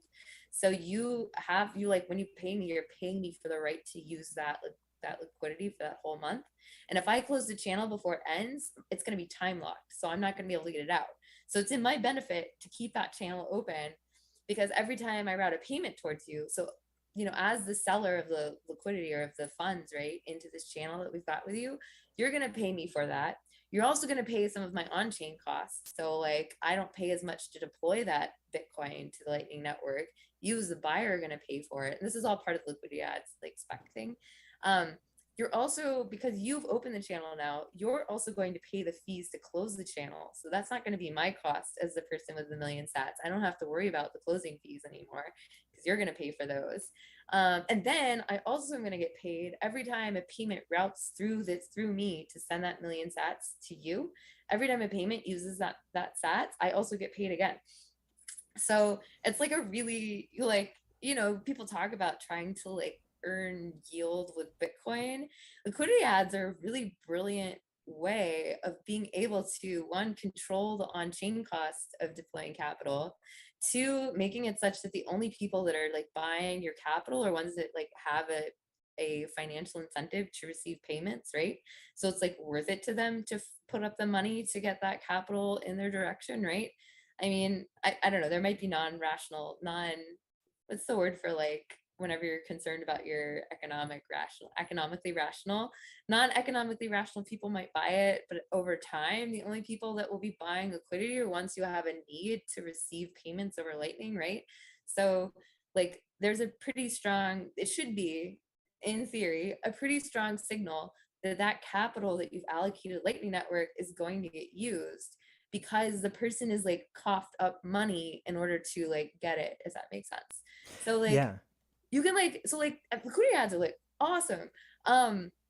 Because like one, like as a seller of Bitcoin, like capacity, increases the yield that you can make on. Yeah. And part Bitcoin. Of the way that, and it took me a while, I didn't really understand this when we wrote it, it was kind of like a happy accident, but like because of the way the liquidity ads changes how a channel is opened and makes it such that the person who's not the opener can put money into the channel. So that's like me. So P would open the channel, and when you request the open channel, you tell me how much capital you want me to put into it. Because I'm not the opener, my on-chain fee cost is very like easy to calculate and fixed, and doesn't like, because the opener of a channel is responsible for the close fees, which might be anything. But since I didn't open the channel, I don't have to figure out how much this channel is going to cost me in on-chain fees. So I can like very easily figure out what my profit loss is going to be from selling liquidity on liquidity ads in a way that no other channel like selling protocol. There's a couple other ones that all require the person who's selling it to be the opener, if that makes sense. Yeah, that's so interesting. And just to put a bow on it, the thing that is that to me was so compelling about the Lightning Network when I first started playing around with it, we started, set up a node, is it's like the most exciting real-time strategy game I've ever played. Like, I used to love playing StarCraft, right? And StarCraft and many games like it are really resource allocation games, right? And you have to know how to time things correctly, when to take certain actions, and when not to take certain actions. And the Lightning Network is an incentives-based system that drives towards certain outcomes. Those outcomes being the things that benefit you as an individual node benefit the entire network. And so what you're talking about is, or let's say 99% of the time, the majority of actions, right? And so the thing that you're talking about is a really brilliant way to create certain economic incentives that will help people manage their liquidity, which ultimately is one of the largest problems, or it's the largest challenge when you're running a Lightning node. And if you're a large entity, or if you're an individual, you have to really be thinking about how your on-chain costs, how much you're making in the fees that you're collecting, and then making sure that is ultimately a profitable endeavor. And so what you've done is you've created this system that really gives another tool in this toolkit for people to be able to more effectively manage their liquidity, which in turn increases the amount of liquidity in the network and allows that Lightning Network to grow more rapidly. And hopefully it makes payments more reliable. Absolutely, that's another huge issue. The available Bitcoin that wants to get locked into Lightning channels has some better signals about where to put it. Yeah, absolutely. But like, and I'm seeing in the chat, like, people are kind of like, oh wow, I didn't thought about it that way. It really is a real-time strategy game. Like, it is so much fun, and there's so many different nuances, and there's so many different strategies that you can use, and connecting to different types of nodes, whether it's a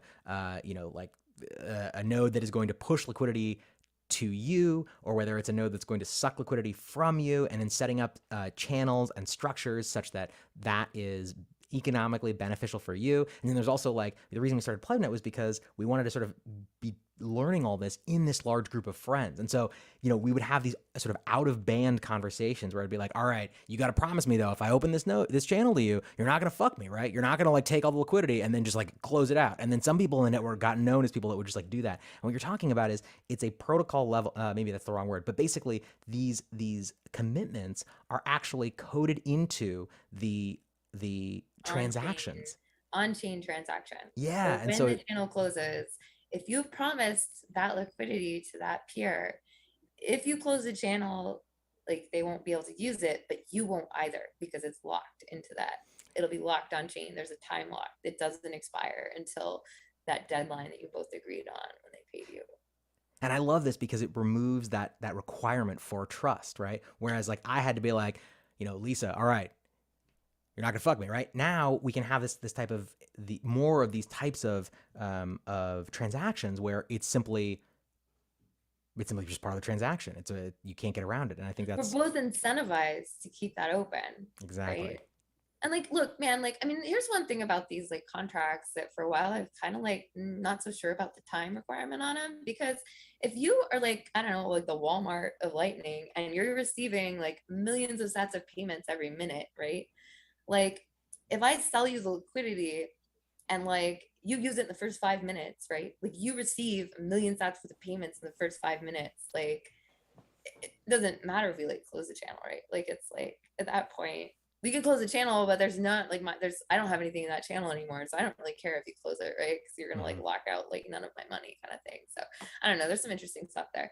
I know it's like almost been like an hour, but I've got like, there's like two other things that I'm excited about. Yeah, maybe hit it. three, that I want to talk about. So it's all liquidity stuff. This has like kind of been like, I guess, unintentionally sort of the thing that I've spent most of my career in Lightning these days, like working on, is like, kind of like node ops around like where your money is. So there's two projects. So one of the projects, I finished up liquidity ads last fall, and since then I've been working on getting really better bookkeeping for core Lightning as a plugin that will like, every time you send and receive or like have on-chain fees or like earn routing stuff, like now we're collecting it at like this millisat level that no other Lightning node, as far as I'm concerned, is doing. So I've been running it on my node for a while. I haven't done a lot with it because I'm like lazy. We've got a couple of things. I'm like cleaning up some reports and stuff, but it'll give you like a CSV report of all your like money you've earned, money you've lost. And it's like, you can print it out in a format. You can automatically upload it to like Coin Tracker or Coinly. So all of a sudden you can get like millisat level data about where all the money on your node is going. Holy shit. It's gonna be great. It's like very, very close to being done. Hopefully it'll be out in our next release in July. I just gotta stop running conferences and stuff. So that's like really exciting, because now like all this stuff, like, so now like when you deploy capital, you'll be able to see how much you're earning from selling like these liquidity ads. Like we have that built in. It'll tell you how much you're earning. We'll tell you how much the liquidity in your channel got used. So if like I send you a payment and then you send me a payment back and then I send you the same thing, that's like 100 sats that we send back and forth. I can tell you like how many times you've reused that same capital in channels. So you can get a good idea of which channels are actually like sending payments in which direction, right? So payments that like, you really want channels where the payments are going like both directions, right? Yeah. Because then you get paid however many extra times. Every time I send you money, I get paid, right? In theory, assuming I'm charging fees to send you money. So you really like, it'll give you like a much better picture, and all of a sudden you'll have this like really standardized data about every movement, such that people can start building tools and analytics on top of the data that's coming out of your core Lightning nodes. So I'm like super excited about this. I think it's going to change the game in terms of people's ability to make better decisions about where to put their capital and how they deploy it, etc. Hopefully, like, anyways, yeah. Other Very things, cool. yeah. Other thing I'm really excited about is this project called Splicing, which builds on a lot of the work that we did in order to make liquidity ads happen. We've got this awesome contributor called Dustin, or Dusty, who's been working on this for the last couple of months with me. I've been helping him a lot figure out where and what parts to do. He's been doing all the work to actually make it happen. But basically what splicing is it's basically it lets you modify. So earlier we talked about when you wanted to like close a channel and then reopen it. If you wanted to like, let's say like we had a 1,000,000 sat channel and I put 1,000,000 sats in it, and it had like, P had just been like selling all these like, I don't know, donuts in real life. And so he's sold Which a I do. 1,000,000 sats worth of donuts. And so like all the payments have flowed to P. And so the 1,000,000 sats I put in the channel is now on P side, because he's like received 1,000,000 sats worth of like Lightning payments, right? So for me, like this channel's like kind of dead. But what if P could like, we could talk, or maybe there's like some way we can like, I don't, this is like whatever, there's some way that P could convince me to put more Bitcoin in this channel, such that with one transaction, so instead of having to close it and reopen it with another 1,000,000 sats in it, what if I could just use one transaction and add 1,000,000 sats, and at the same time P takes that other 1,000,000 sats out of the channel and moves it to somewhere else, or maybe to cold storage or something. You can do this all in one transaction. That's so huge. that you can update the balance in a Lightning channel, the funds, change the funds in a channel.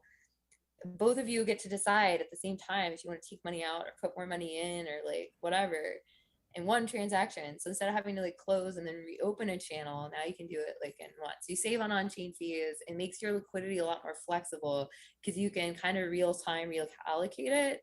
The cool thing about the protocol too is you can do a splice across two channels at the same time. No shit. Yeah. If you wanted to take liquidity out of one channel and move it into another, you can do that in one transaction. That's and they wild. look like coin joins, because you're like doing, there's actually like three. So if you do that with two channels, that's three parties that are in the channel. So like suddenly you get like, oh wow, you can increase the privacy of the channels. Yeah, that like you can have multiple parties for the interacting in transactions, rather. them. So like you got like a lot better in theory, you get better like UTXO privacy because you're breaking heuristics to some extent. And now your lightning balances, like if I wanted to make an on-chain payment out of a lightning channel and not close the channel, you can do that using a splice. So I could pay someone 50,000 sats out of a channel with one transaction. The channel stays in operation while it's happening, while that transaction is getting confirmed. So you can still make payments through the channel. And like That's fucking huge.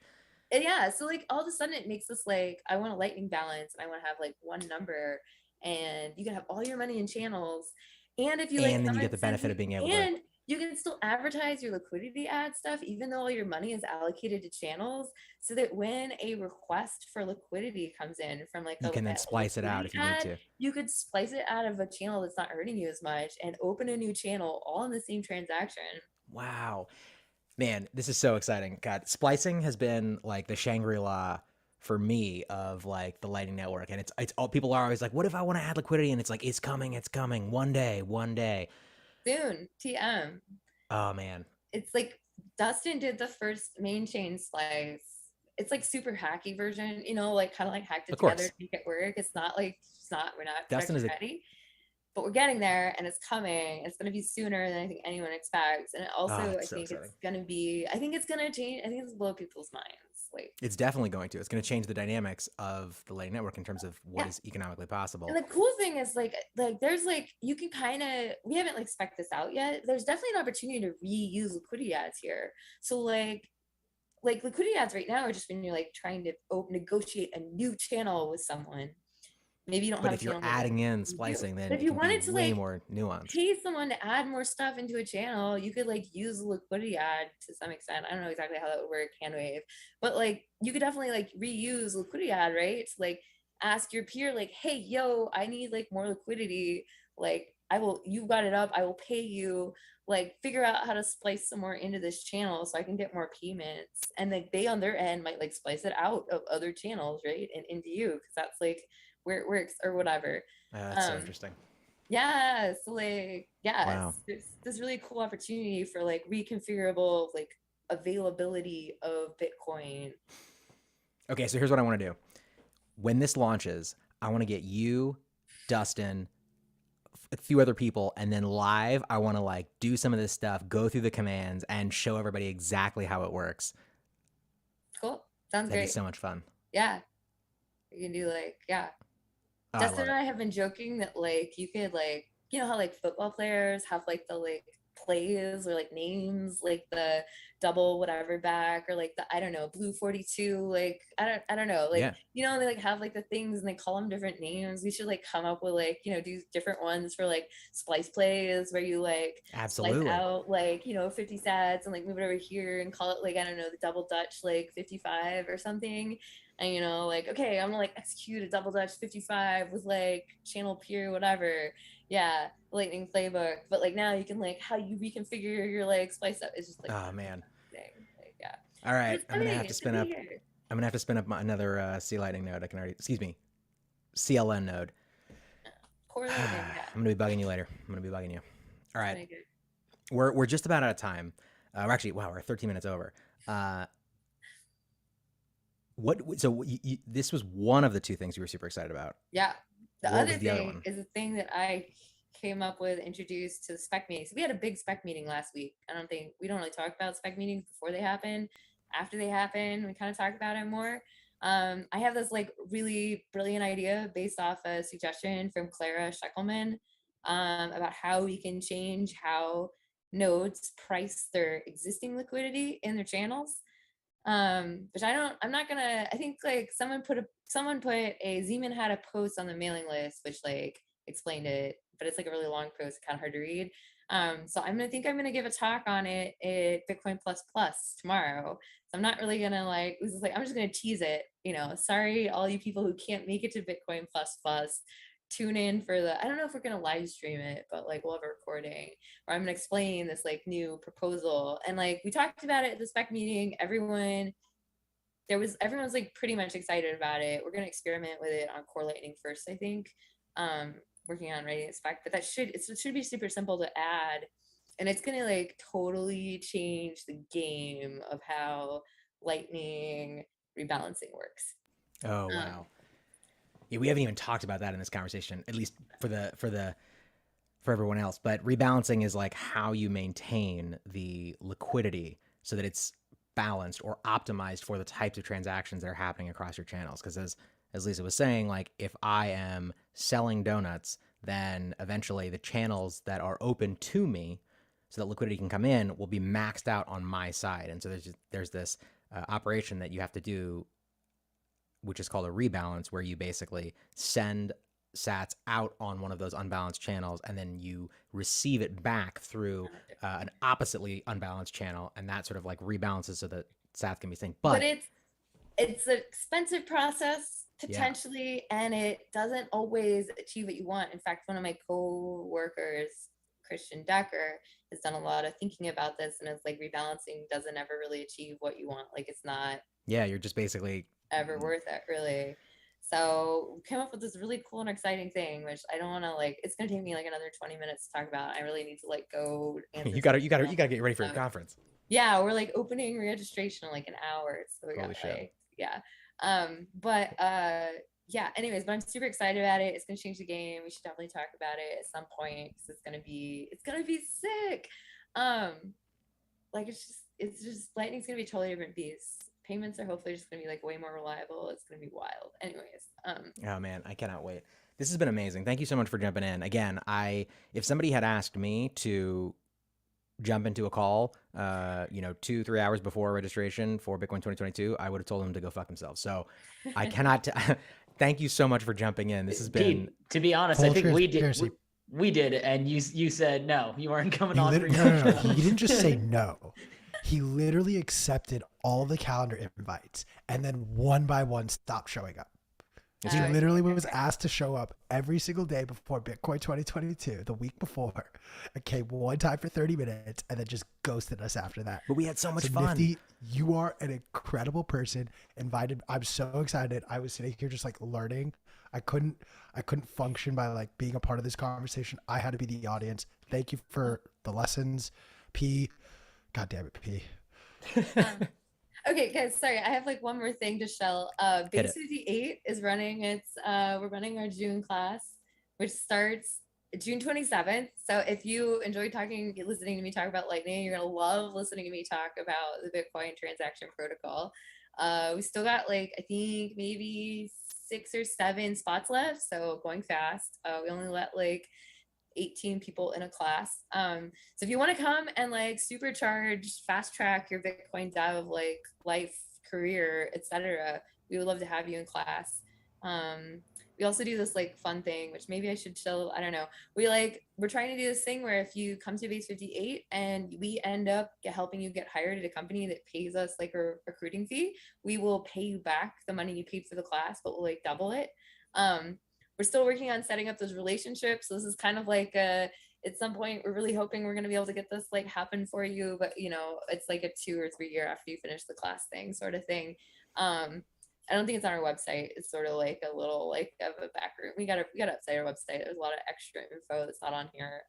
But yeah, so we're super bullish about your ability to take this class and learn a whole bunch about Bitcoin. And we would love to have more people who want to get into Bitcoin dev come join us because it's going to be great. And Bitcoin needs you. We need more people. That's what it really comes down to. Join the call, like join the whatever, force whatever towards like Bitcoin amazingness, like rise to the occasion. Yeah, exactly. Like, become the person you always wanted to be. When you look in the mirror, you will say, I am amazing. No, again, thank you so much for joining us. And for those that are listening, the website is base58.info. Got it up on the screen. Check it out. As I'm sure you have all come to understand, Nifty is one of the most intelligent, eloquent people in Lightning, and you should seriously consider taking this course.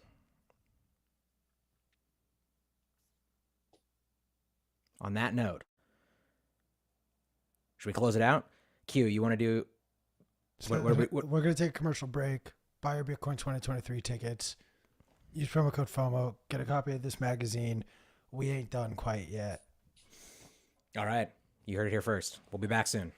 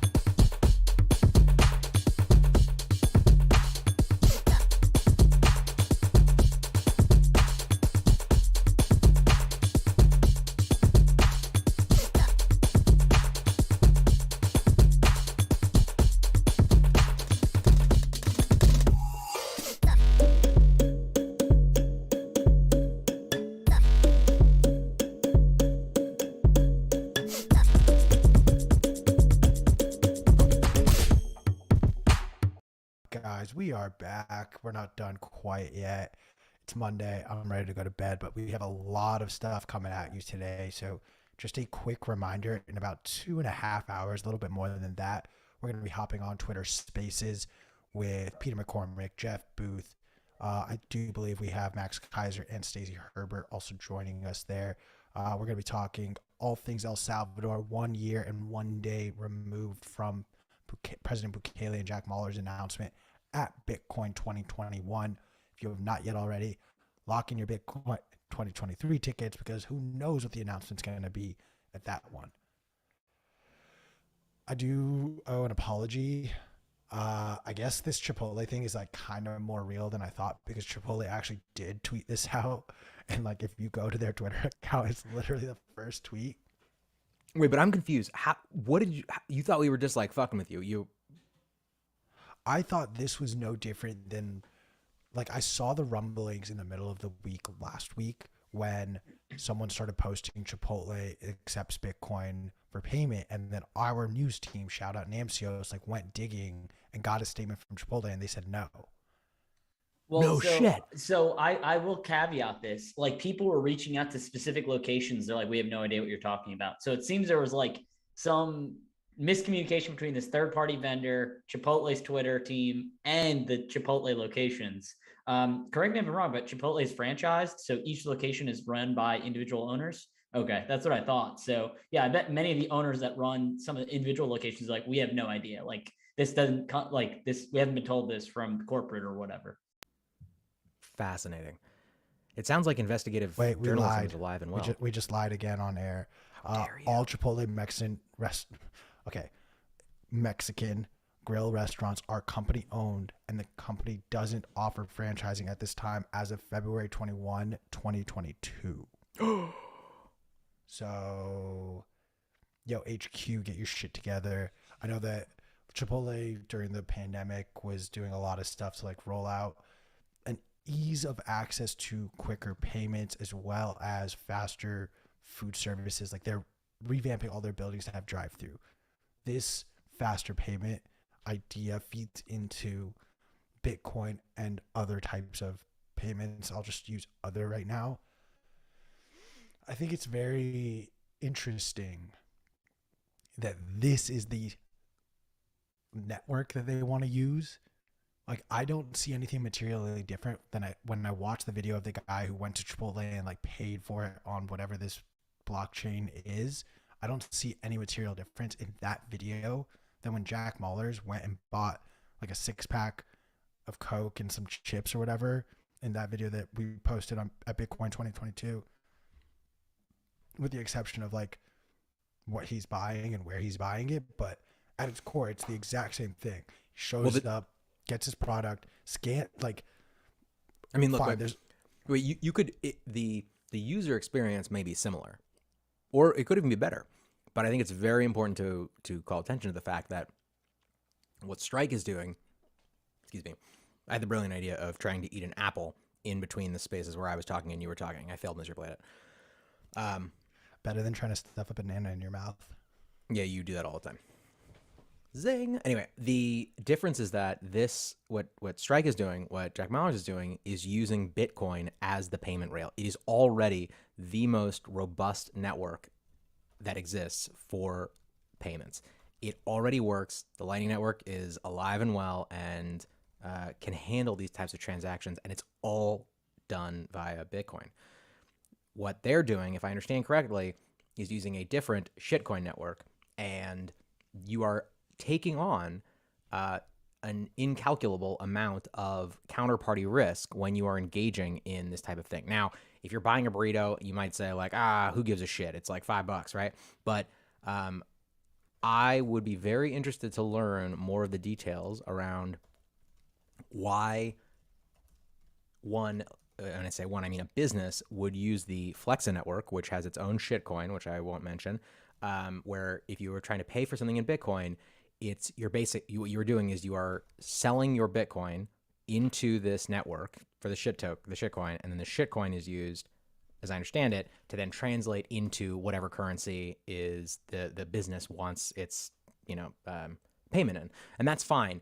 but you got to understand that counterparty risk. So for a burrito, you lose $5, who cares, right? But when we're talking about hundreds of thousands, millions of dollars, tens of millions of dollars being transacted in aggregate, that can represent and does represent a very large potential risk. So that's how I would say they're different.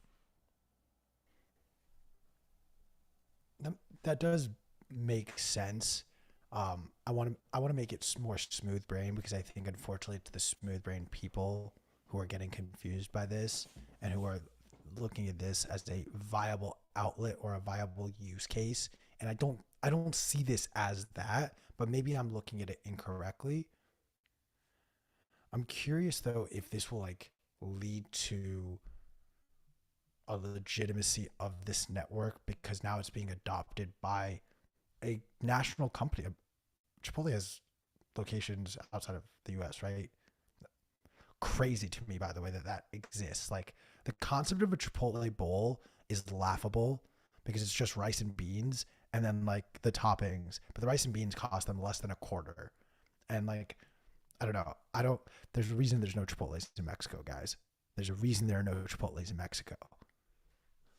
But interestingly, going off tangent right now, the shitcoin that this network is powered by saw no bump in price. Although if it was announced on the 13th, there was a slight bump, and then it just kept going down, even as Bitcoin has rallied. So, but so then it's not correlated to Bitcoin or the stock market in that case. From May 13th to now, it's just been a steady decrease. Down.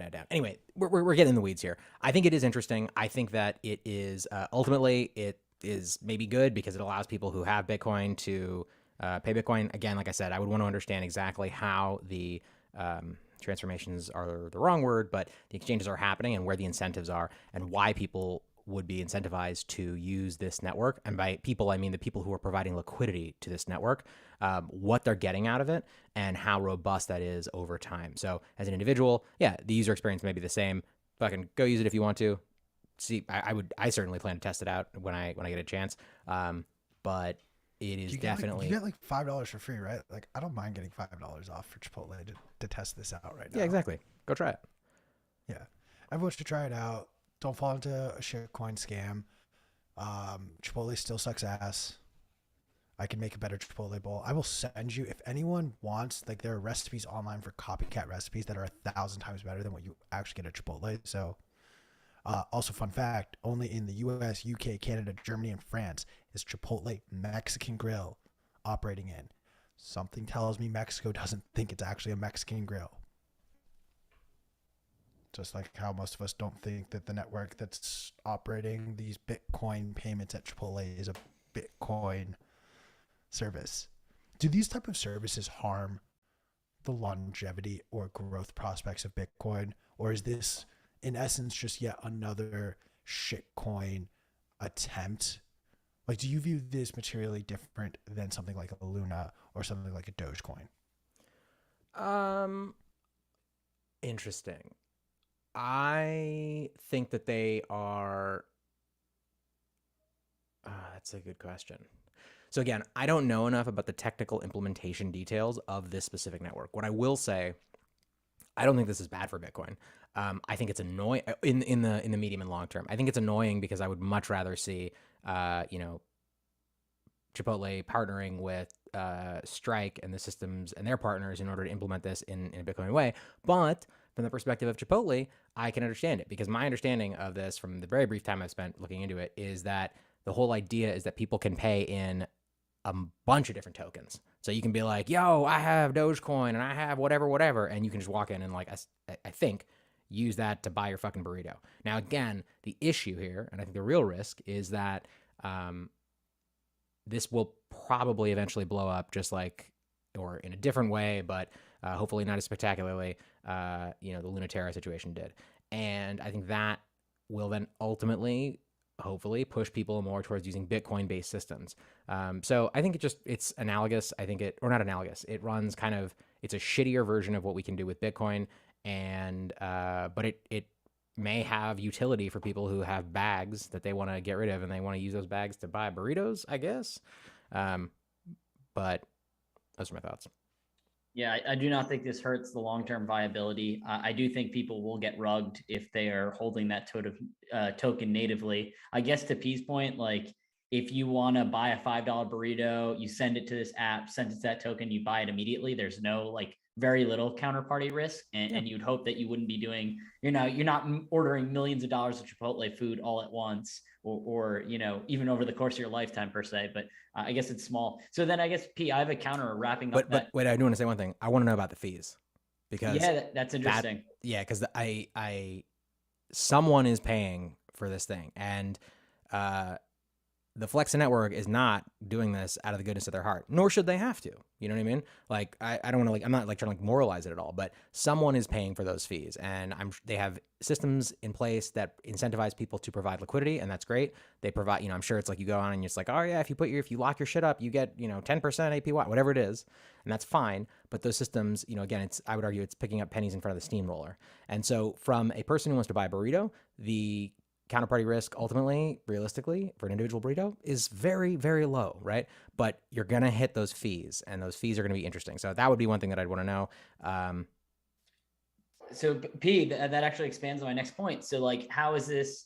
So like, we're saying Flex is not a bad thing. Obviously, it's not going to affect Bitcoin.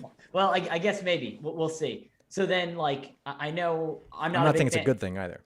I'm not a big fan of the company Stacks personally. So I have nothing against them. I just think that they are doing exactly what Flex is trying to do, but they're trying to do it for everything. And they're claiming that they're better and easier smart contracts.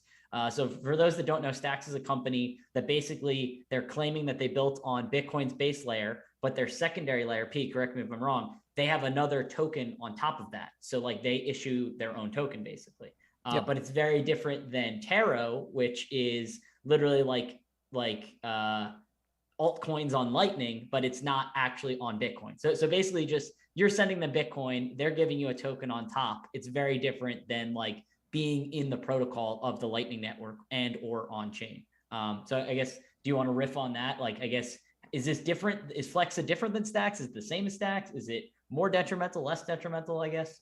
So again, I would have to go and look at the actual implementation details here, but I think that I have a lot of problems with Stacks myself. I think that, but I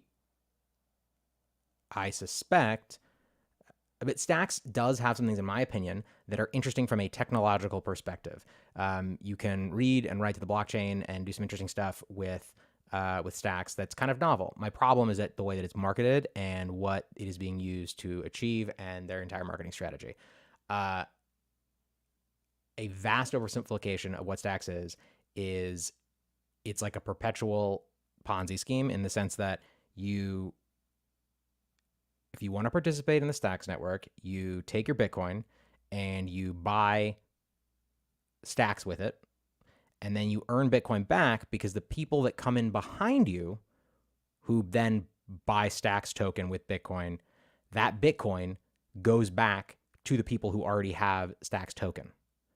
So it's this sort of like it requires more and more liquidity that is going in. And what ends up happening is then you can then telescope this. So what Miami coin was, which is, or it still is, which, from the beginning, I've had a lot of problems with very vocally, but Miami coin is just that again, but on top of Stacks. So it's like, if you wanted Miami coin, you took your Bitcoin, you sold it for Stacks token, then you had to take your Stacks token, and then you had to sell it for Miami coin. Right? So again, all these systems require people to continually put more liquidity in. Ultimately, it's, Bitcoin to Stacks, Stacks to Miami coin. And what that does is, if you are the person who starts that new shitcoin spiral, you get to pre-mine a bunch of that token. So the reason that the people that run Stacks are doing that is, maybe they're interested in, bringing interesting technological innovations to Bitcoin. But really, the economic incentive is that they pre-mined a bunch of shit. So anytime you see somebody from Stacks being like, yo, Stacks is great, the reason they're doing that is because they want more people to buy Stacks token, which then pays them in Bitcoin. And then the mayor of Miami, he has a bunch of Miami coin. So he then has to pump Miami coin, because the only way he gets paid in Stacks, which he can then convert back into Bitcoin, go back up the chain, is because he had a bunch of pre-mined fucking Miami coin. So then by getting people to buy Miami coin, he's getting paid out in stacks. He can then take that, sell it back for Bitcoin, and it's this whole Ponzi scheme. And then you could even have it go further. You could have individual districts in Miami have their own shit coin, like whatever, South Beach coin. And then you just see it. It's this like constant, like, waterfall in, fish jumping up the waterfall out. And it's all bullshit because there's pre-mines involved. I have no idea how the this network that is being used in Chipotle works, but I suspect it's even worse. And that's all I can say at this point because I haven't looked into it.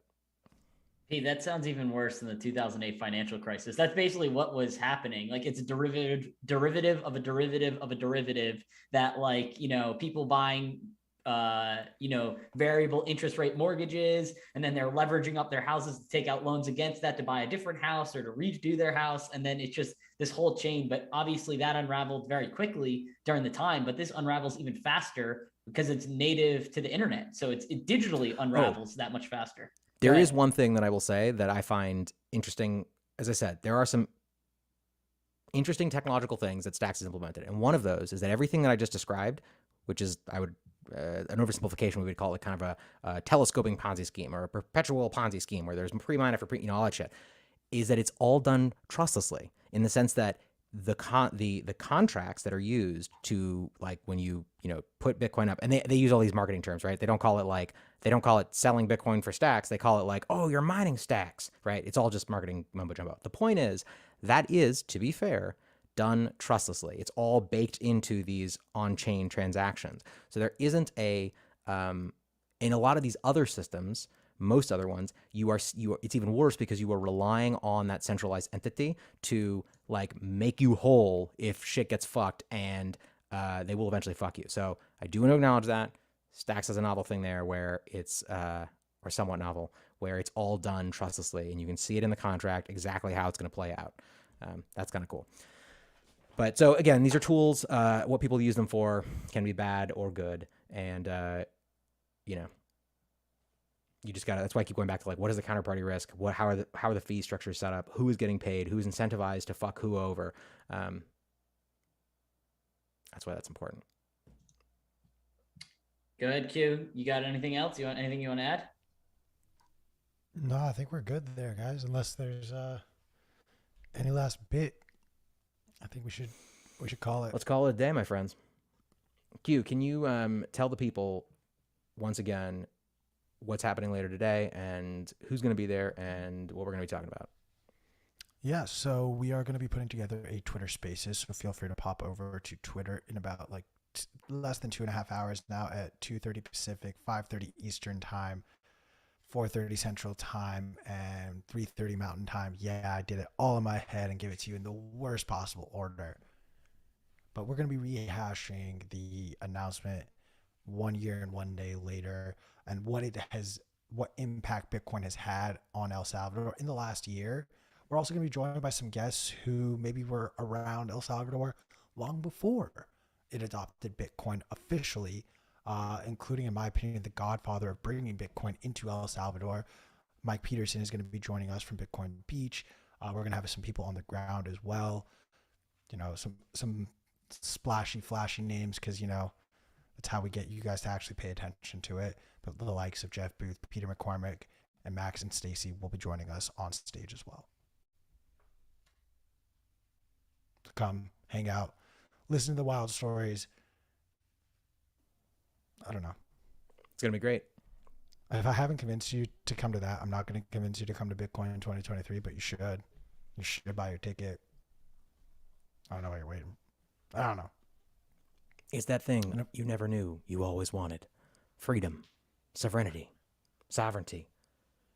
respect, the adoration of the people you care about. All of that and more can be achieved if you attend this space tonight. I also just want to remind everyone, go hop over to the Bitcoin Magazine store, get your copy of the Moon Mag. We have a new issue that'll be coming out. We're going to release the teaser trailer. It has been released on social media. We'll be featuring that tomorrow for our commercial breaks here. But use promo code FOMO to get 10% off of this and everything else you see at the Bitcoin Magazine store. And if it doesn't work, just feel free to bombard Chris. He'll take care of it for you. Let's rock and roll. Wait, before we go, we have not had the chance. Now that I have like a clean copy right in front of me, I wanted to show my favorite headshot from this. Ah, Who'd that be? hang on. Camera's too blurry. It's not We're gonna happen, fix my this. friend.